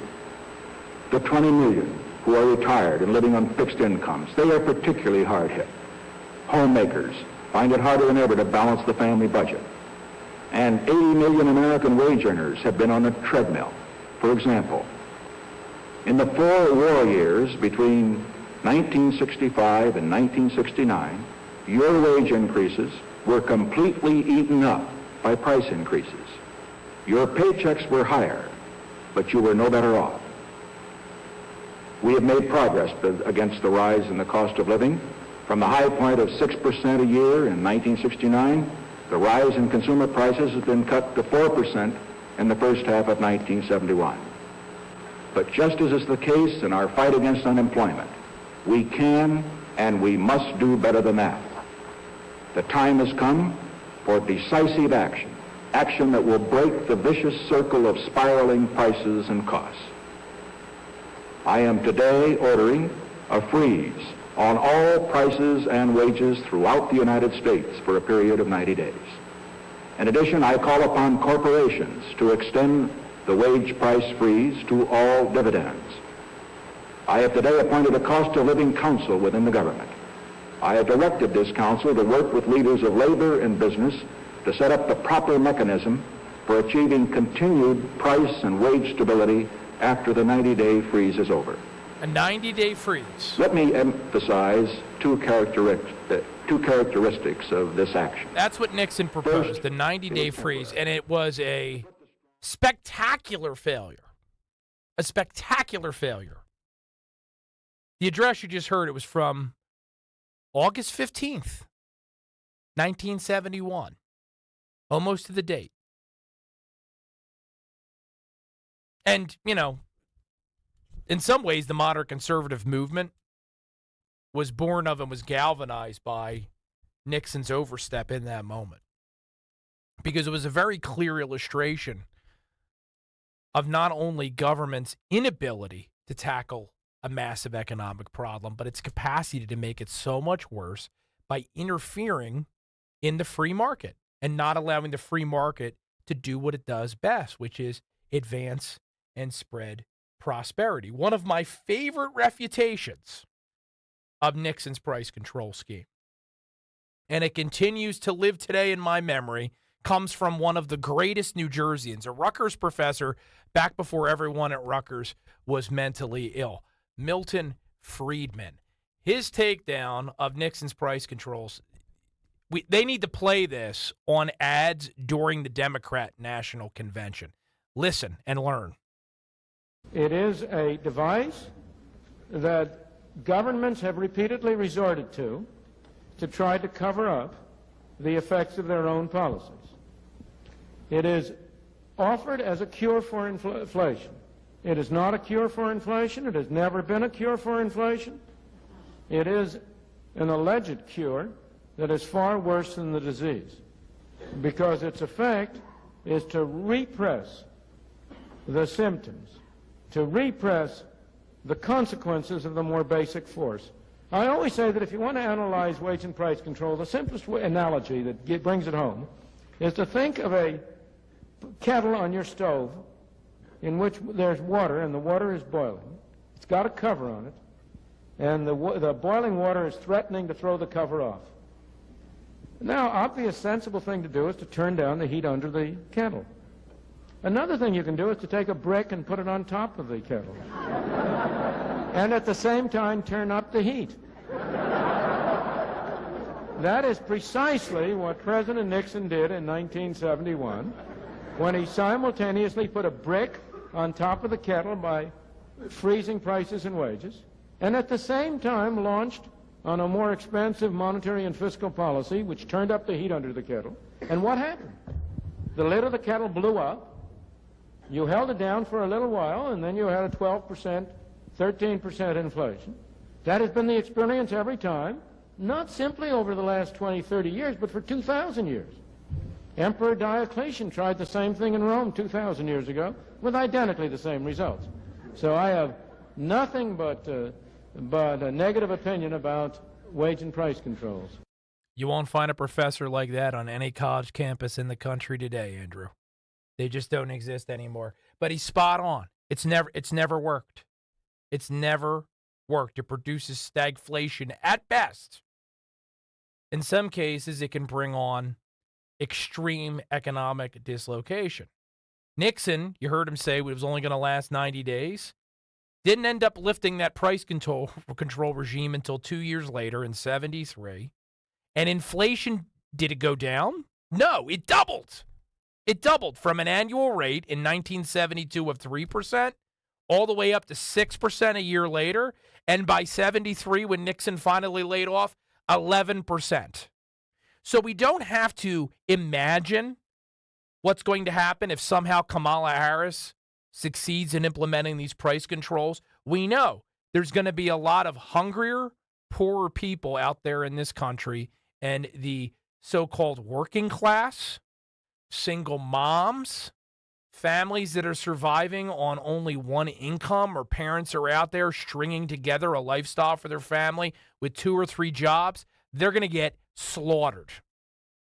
Slaughtered by Kamala Harris's economic prescriptions. It is not a serious plan.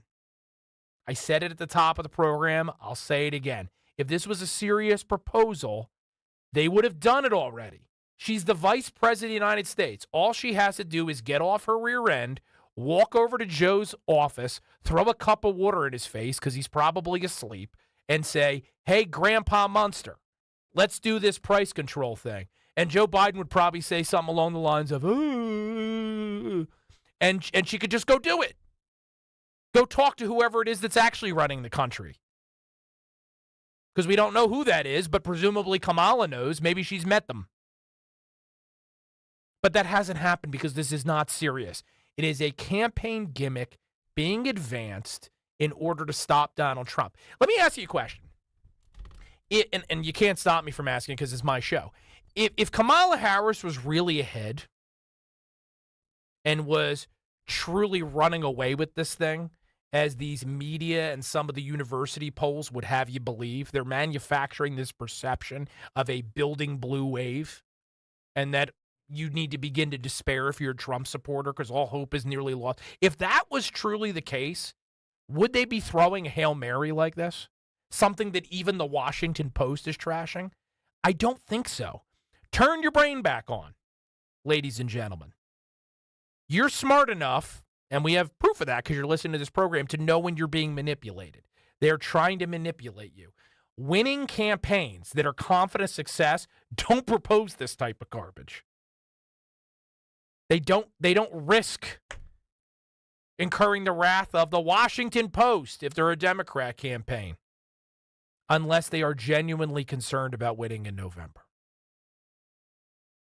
But what do I know, Andrew? I'm only a genius. 855-839-1210 is the number. Let's take a break to make some money while we still can before Kamala Harris and Tim Walz destroy the economy.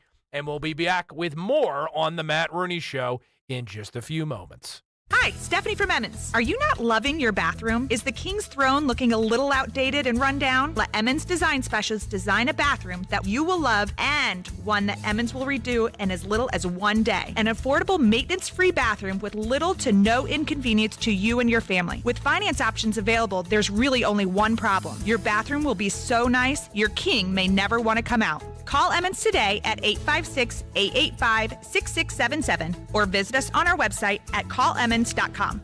The following message is about Medicaid and CHIP, free or low-cost health coverage for kids and teens. Enrollment is open year-round. Hey, voice lady, give me the mic. Okay. Hey, DJ, let's switch up the music. That's better. So listen up, moms and dads out there. There are these programs called Medicaid and CHIP. They offer free or low-cost health coverage for kids. Things like doctor and dentist visits, prescriptions, and shots are covered. All the stuff that keeps kids like me healthy and in charge. So, as you can tell, a covered kid is a confident kid. And it means confident parents, too. To learn more about affordable health coverage for your family, visit healthcare.gov or call 1-877-KIDS-NOW. That's 1-877-543-7669. Yep, you could do something big for your family today because enrollment is open year-round. This has been a message from the U.S. Department of Health and Human Services. And Sophia. Don't miss the Education Show with Dom Giordano every Sunday morning at 5:30. Find out how you can help your child or grandchild succeed. Sponsored by New Hope Academy. Wesley Financial Group is not a law firm. Are you a victim of the timeshare trap and think there's no way out? I'm Chuck McDowell, founder of Wesley Financial Group, the original timeshare cancellation expert. And I'm here to tell you that there is a way out. All you need to do is give my office a call. I will send you a timeshare exit information kit absolutely free, explaining how the timeshare industry works and your options for cancellation. Call Wesley now for your free info kit. 800-790-1400. 800-790-1400. Hi, I'm Angie Hicks, co-founder of Angie, and one thing I've learned is that you buy a house, but you make it a home. Because with every fix, update, and renovation, it becomes a little more your own. So you need all your jobs done well. For nearly 30 years, Angie has helped millions of homeowners hire skilled pros for the projects that matter. From plumbing to electrical, roof repair to deck upgrades. So leave it to the pros who will get your jobs done well. Hire high-quality certified pros at Angie.com. Hey everyone, it's Donald Trump Jr. Join me and Dom Giordano Thursday, September 12th at the Scottish Rite Auditorium in Collingswood, New Jersey for the next Politics and Pints with WPHT. We will talk all things Trump, the 2024 election, and my father's book, Letters to Trump. South Jersey and PA suburbs are hugely important to electing Donald Trump president. Just head to 1210WPHT.com for tickets right now. Hope to see you there. Wesley Financial Group is not a law firm. Hi, I'm Chuck McDowell, the timeshare cancellation guy and founder of Wesley Financial Group. And I want to set the record straight. I am not an attorney. I've never wanted to be an attorney. And the truth is, I really don't even like attorneys. If I sound like an attorney or if I look like an attorney, I'll apologize. But what I've learned in my 15 years in the timeshare cancellation business is you don't need to be an attorney to get folks out of their timeshare. At Wesley, we've helped over 40,000 families cancel their timeshare without me being an attorney. And I want to share with you how we do it. Just give my office a call, and you will not talk to an attorney. And I guarantee if we take you as a client, we'll get you out of your timeshare, or you'll pay nothing. Call now for your free timeshare exit info kit. 800-656-1551. That's 800-656-1551. 800-656-1551. When you haven't found love, it can feel like everyone else has. It's in every movie, every song, and all the PDA. Looking for love sucks. Thankfully, California Psychics can give you the guidance you need to find the one. We guarantee if your reading isn't life-changing, it's free. And new customers receive 20 minutes for just $20. Visit CaliforniaPsychics.com and experience the joy of certainty. California Psychics. Hey, Paoli, we know your favorite station is Talk Radio 1210 WPHT. Always live on the free Odyssey app.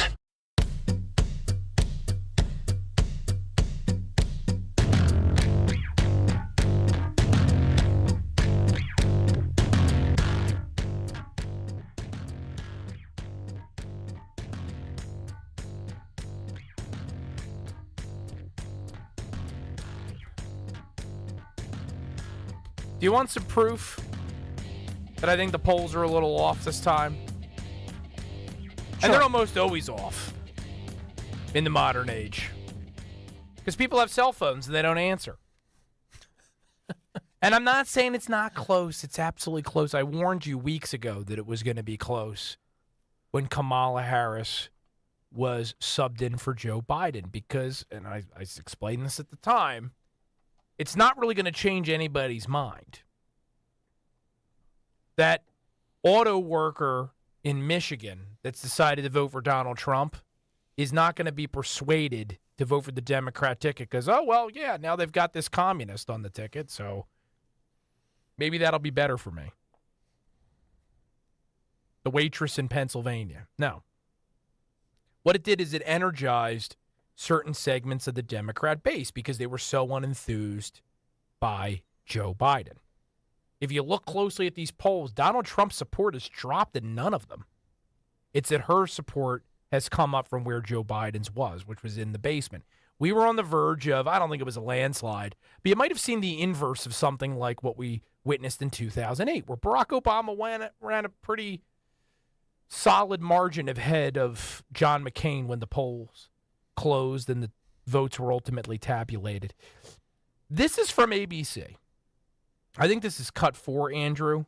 This is a Wisconsin voter being interviewed by an ABC News correspondent, asked who she's voting for. This is a young black female. Listen to her answer. I'm leaning towards Trump. And why is that? A lot of the stuff Kamala says is kind of like what Trump has said, like no taxes on tips was something that was kind of reiterated by Trump beforehand. She's just kind of been caught up in a lot of lies. Caught up in a lot of lies. Remember, and if you don't remember or you don't want to just take my word for it, I suppose you shouldn't take anybody's word for anything, right? You should do your own research and educate yourself. Go look at the returns for Philadelphia County in 2016 and compare it to 08 or 2012 when Obama was running the first time around. Part of the reason why Hill Dog, your main girl Hill Dog, who, by the way, her rear end must be feeling burnt today, right? You know, I mean, Kamala Harris, 5 seconds from being the first female president. If we all don't do our work and make sure that that disaster doesn't happen. And Hillary, she thought it was hers in 2016. She must be just even more miserable to be around than she usually is. She's probably deleting emails from servers out of anger as we speak. But I don't believe it. I don't believe it. But look at these polls and look at these numbers coming out of places like Philadelphia County from those years and those elections. The reason why Hill Dog lost is because she was unable to get the margins that Barack Obama was able to pull from deeply Democrat wards, heavily black wards. Donald Trump does not need to win in some of those places in order to take Pennsylvania. He doesn't need to. What he needs to do is get Kamala Harris down into the low 80s or even 70s in places that Barack Obama won 95%.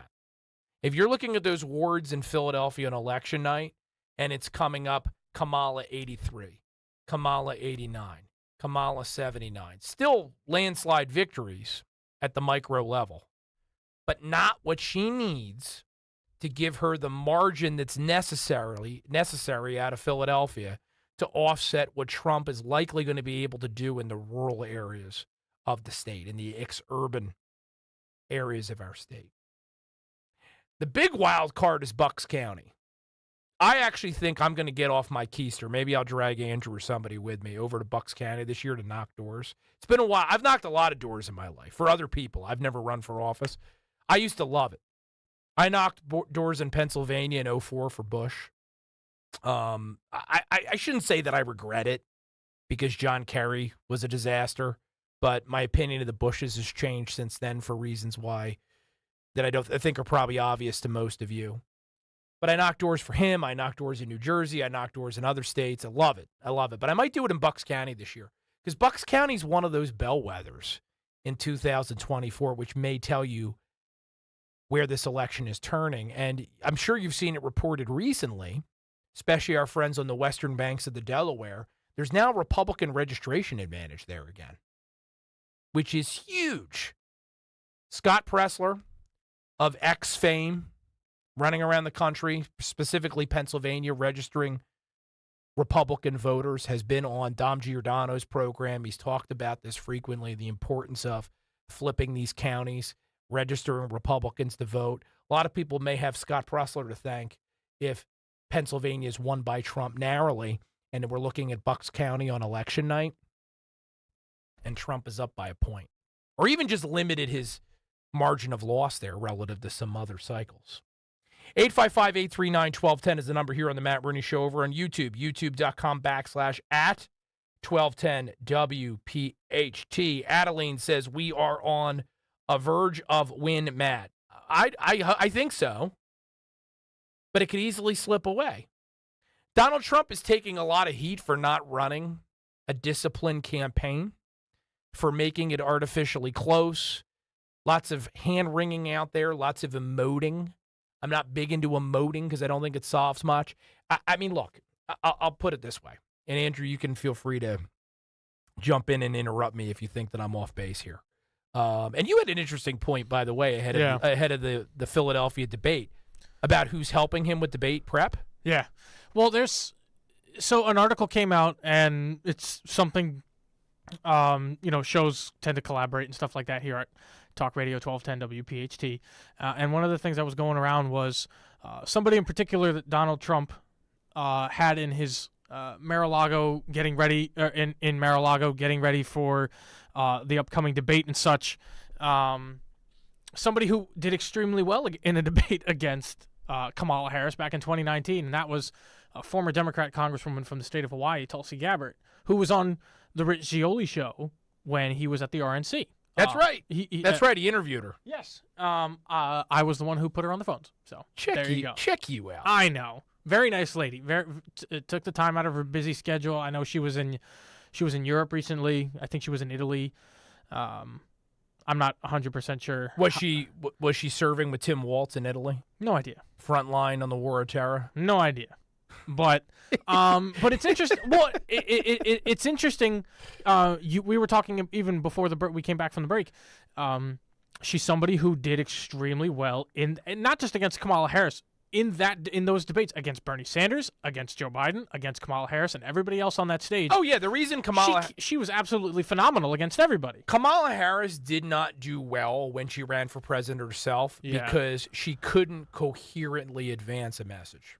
The media is doing it for her now. Yeah. But when they weren't actively shilling for her during that primary, she flatlined. Tulsi Gabbard, the reason why she wasn't more successful in the Democrat primary is because she's a lousy Democrat. She's a centrist, right?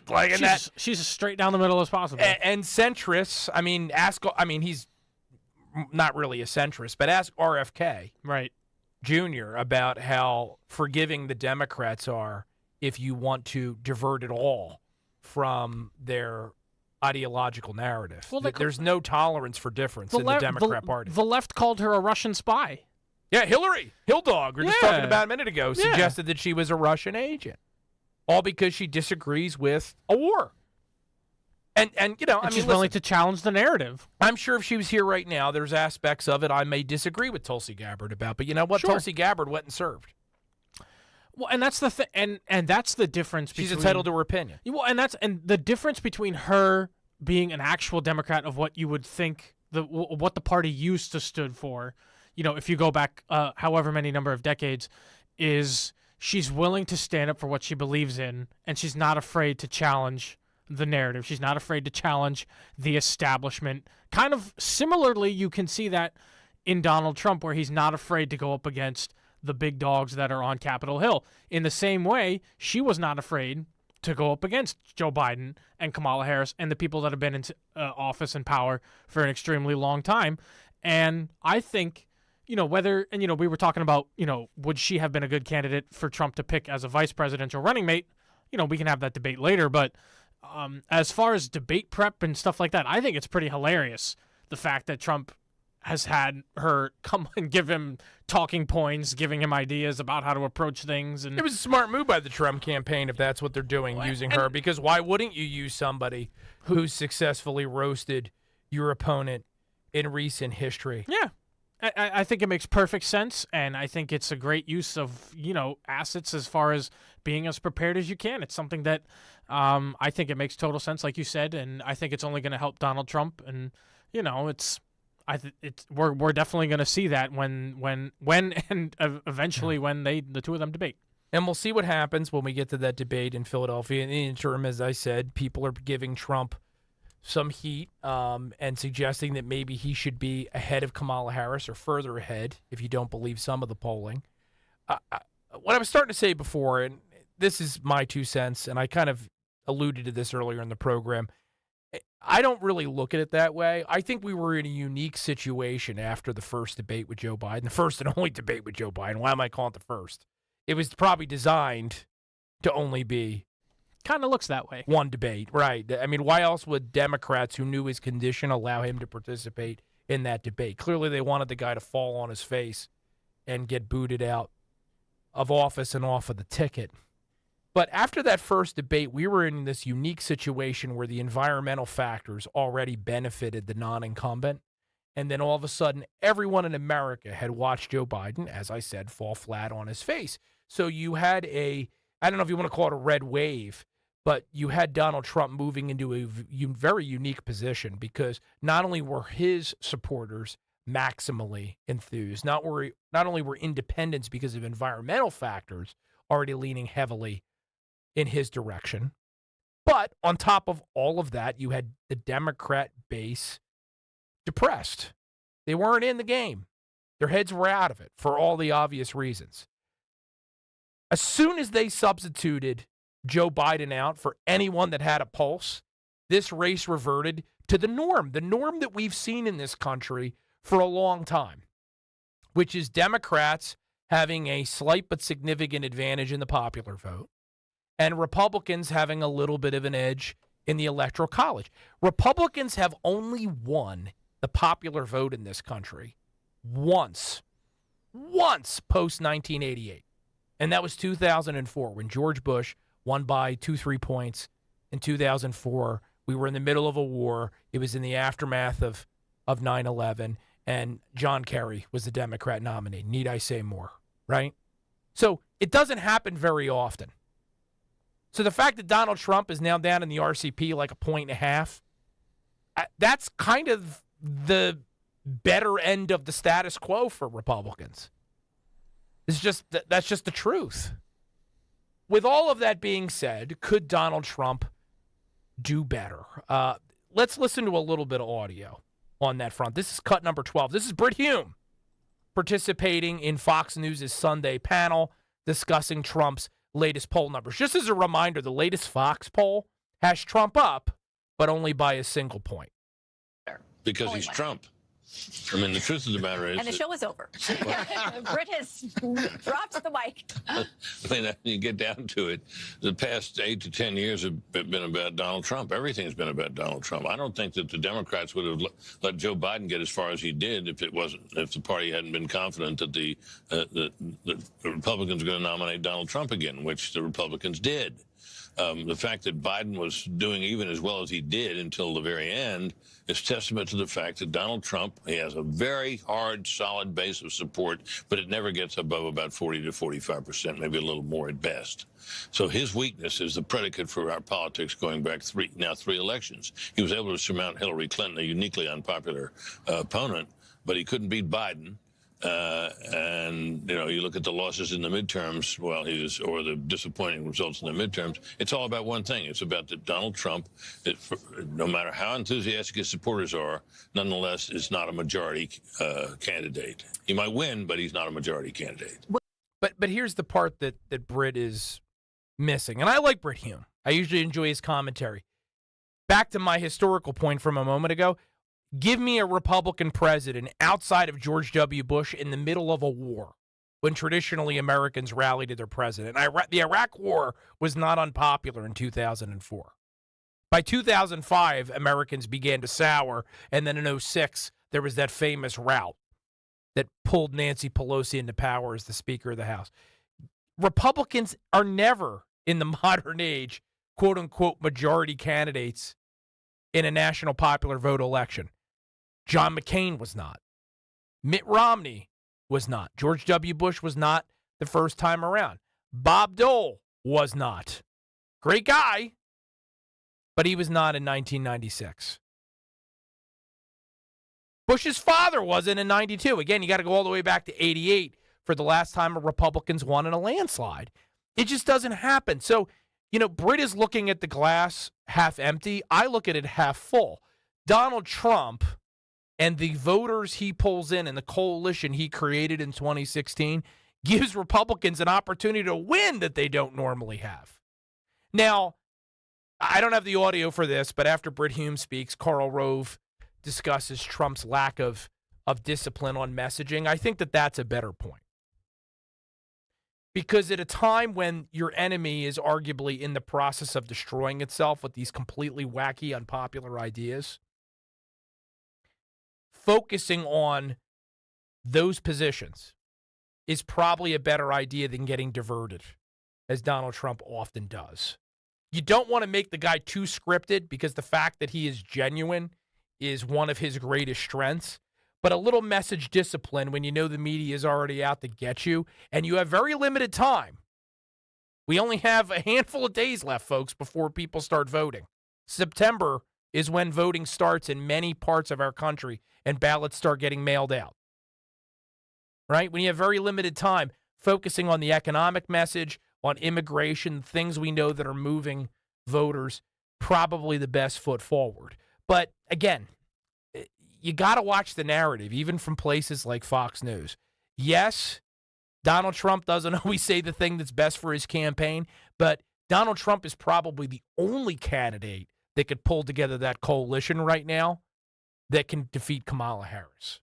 Anyone that tells you otherwise, they either don't know recent electoral history or they've got an agenda. And we know that plenty of people out there certainly have one of those. 855-839-1210 is the number over on YouTube, youtube.com/@1210WPHT. Quick break, and then we'll be back to round out tonight's program in just a moment.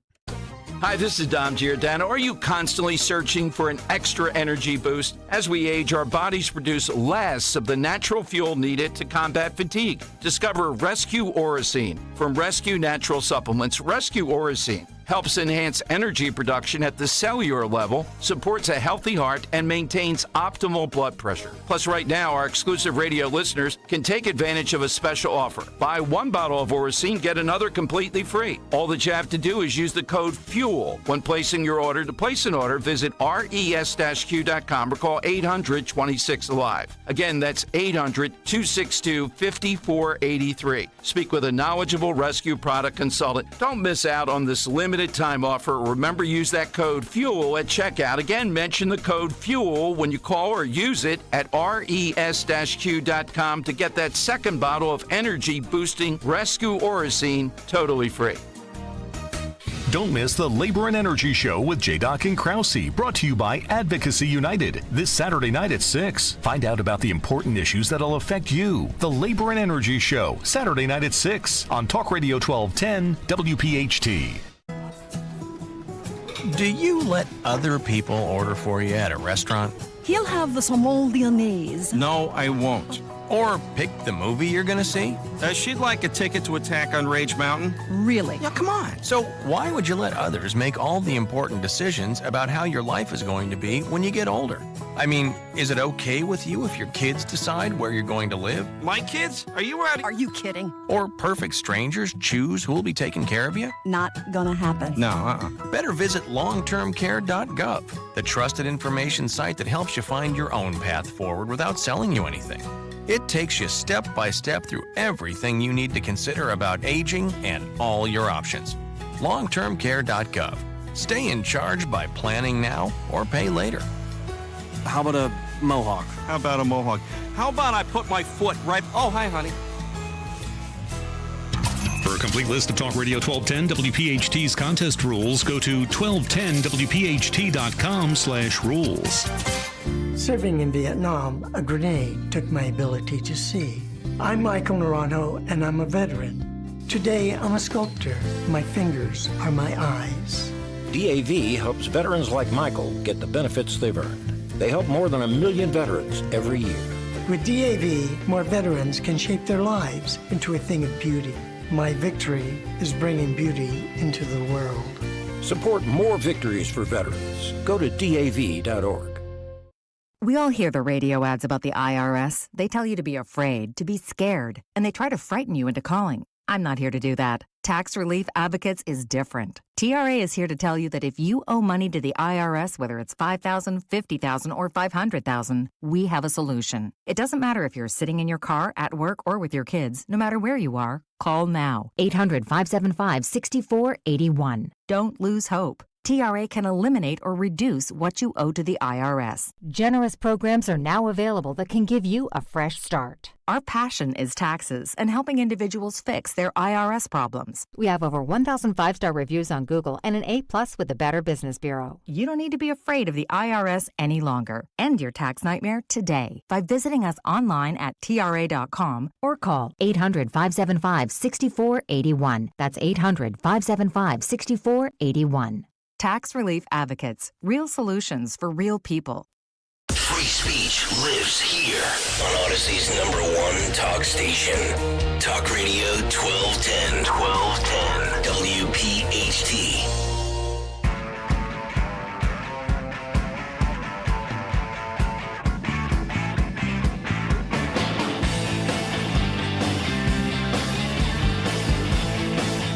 I'm not a conspiracy theorist.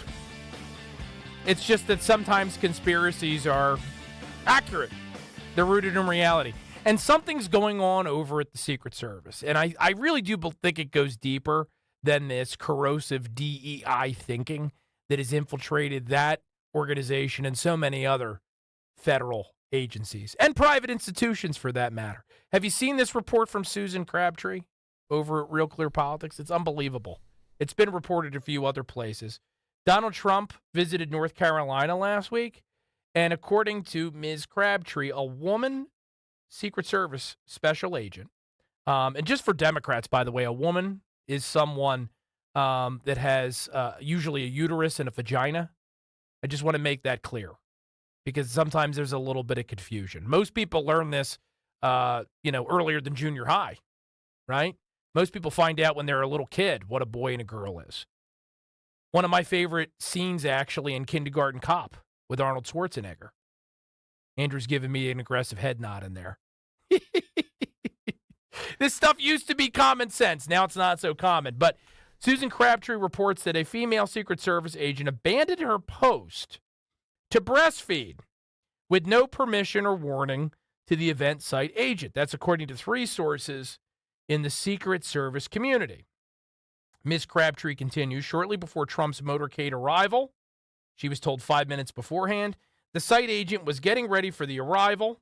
The site agent, by the way, is the person in charge of the entire event security.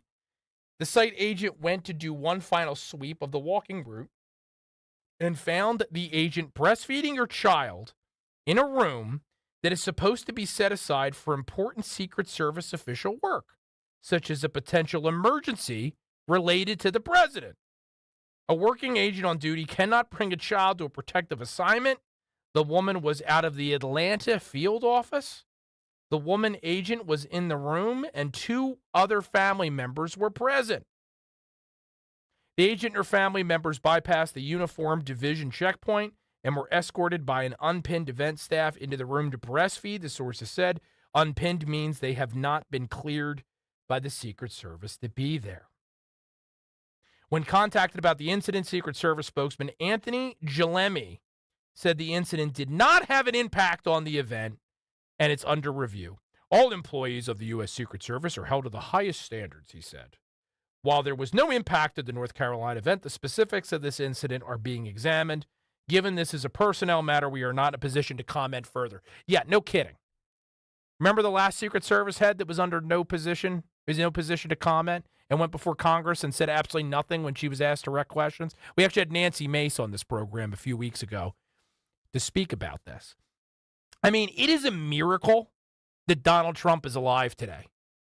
And I'm not just talking about whatever miraculous movement of the heavens had him move his head just a little bit to the side in a way that he doesn't normally move his head in an event, which spared him from getting a direct strike from that bullet. Instead, it grazed his ear. I'm talking about the fact that this stuff is probably happening at other Trump events where those charged with his security are breastfeeding or doing God knows what else, jeopardizing the security of the former president of the United States. And if you believe some of these polls, Rasmussen, Fox, and others, he is poised to once again be the president of the United States in just a few months' time. How does this not terrify you? And even if you don't like Trump, this should deeply, deeply concern you. Deeply concern you.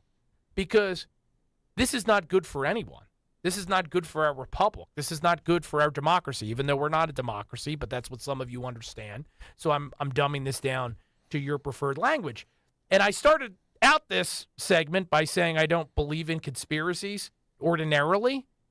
What else can we call this when you see this kind of behavior still allowed to transpire only about a month after an attempted assassination on President Trump that only failed by the grace of God Almighty? Sounds to me, even if somebody isn't actively in on this inside of our government, there are some people inside of our government that don't really care if something really bad happens to Donald Trump. Are you getting that vibe? One of the favorite Democrat buzzwords these days, they're talking about vibes, joy vibes, good vibes, this vibe, that vibe. I'm getting the vibe that the deep state is doing everything they can to stop this president. Not just acts of commission, but acts of omission. This Secret Service agent should be out on her keister. She should be on the unemployment line nursing. And I want to throw this out there too. I am not against women being able to nurse. I get it. I'm a father of 2. I have a wife. You got to do what you got to do to take care of your kids. Not when you're on active duty at an event where the president's life is in your hands as a Secret Service agent. And the fact that I even need to say this and explain this to some people kind of ticks me off. I've been fired up all night, and we're going out fired up because I'm tired of it, Andrew. I really am. I can tell. Yes, I'm fed up. Yeah. They want this guy to get hurt. They do. We just need to stop pussyfooting around it and just come out and point out the obvious. There are people in our government that want Donald Trump to get hurt. Because they're afraid that he's going to take their power away. Boom. If there's a common thread that runs through tonight's program, it's that never forget at the end of the day, leftists will do anything, say anything, propose anything, commit or omit nearly anything, all in pursuit of power. It always comes back to power for them. That's why Joe Biden didn't want to drop out. No. Well, that and it's the family business, right? Yeah, you can't you can't make money off of peddling influence when you no longer have influence. Correct. And there's a new report out about him today, too. We don't really have time to talk about it, but apparently he's still really salty. I saw some of that, too. Yeah, he's angry that he got pushed out. Well, I'd be angry if I was on the wrong end of a coup, too, but you reap what you sow, Joe. This is your party, man. That's what happens. The party of democracy never quite behaves in a democratic fashion. Well, that's all the time we have tonight. I wish we had another hour tonight because there's still more to talk about, but them's the shakes. I am Matt Rooney. This has been the Matt Rooney Show. Thank you to producer Andrew for all of his hard work tonight, including finding a battery for his mouse. It was a major crisis you folks didn't even know about on air. Thank you to everybody that listened the old-fashioned way. Thank you to everyone that did it the new-fashioned way, online or elsewhere. Stay tuned for Walter Sterling, but until next time, stay safe, stay sane, and keep fighting for this greatest nation in God's creation. It's worth it. Hi, this is Dom Giordano. Get ready for our Politics and Pints with Donald Trump Jr. Everyone is talking about it. Be with me on September 12th.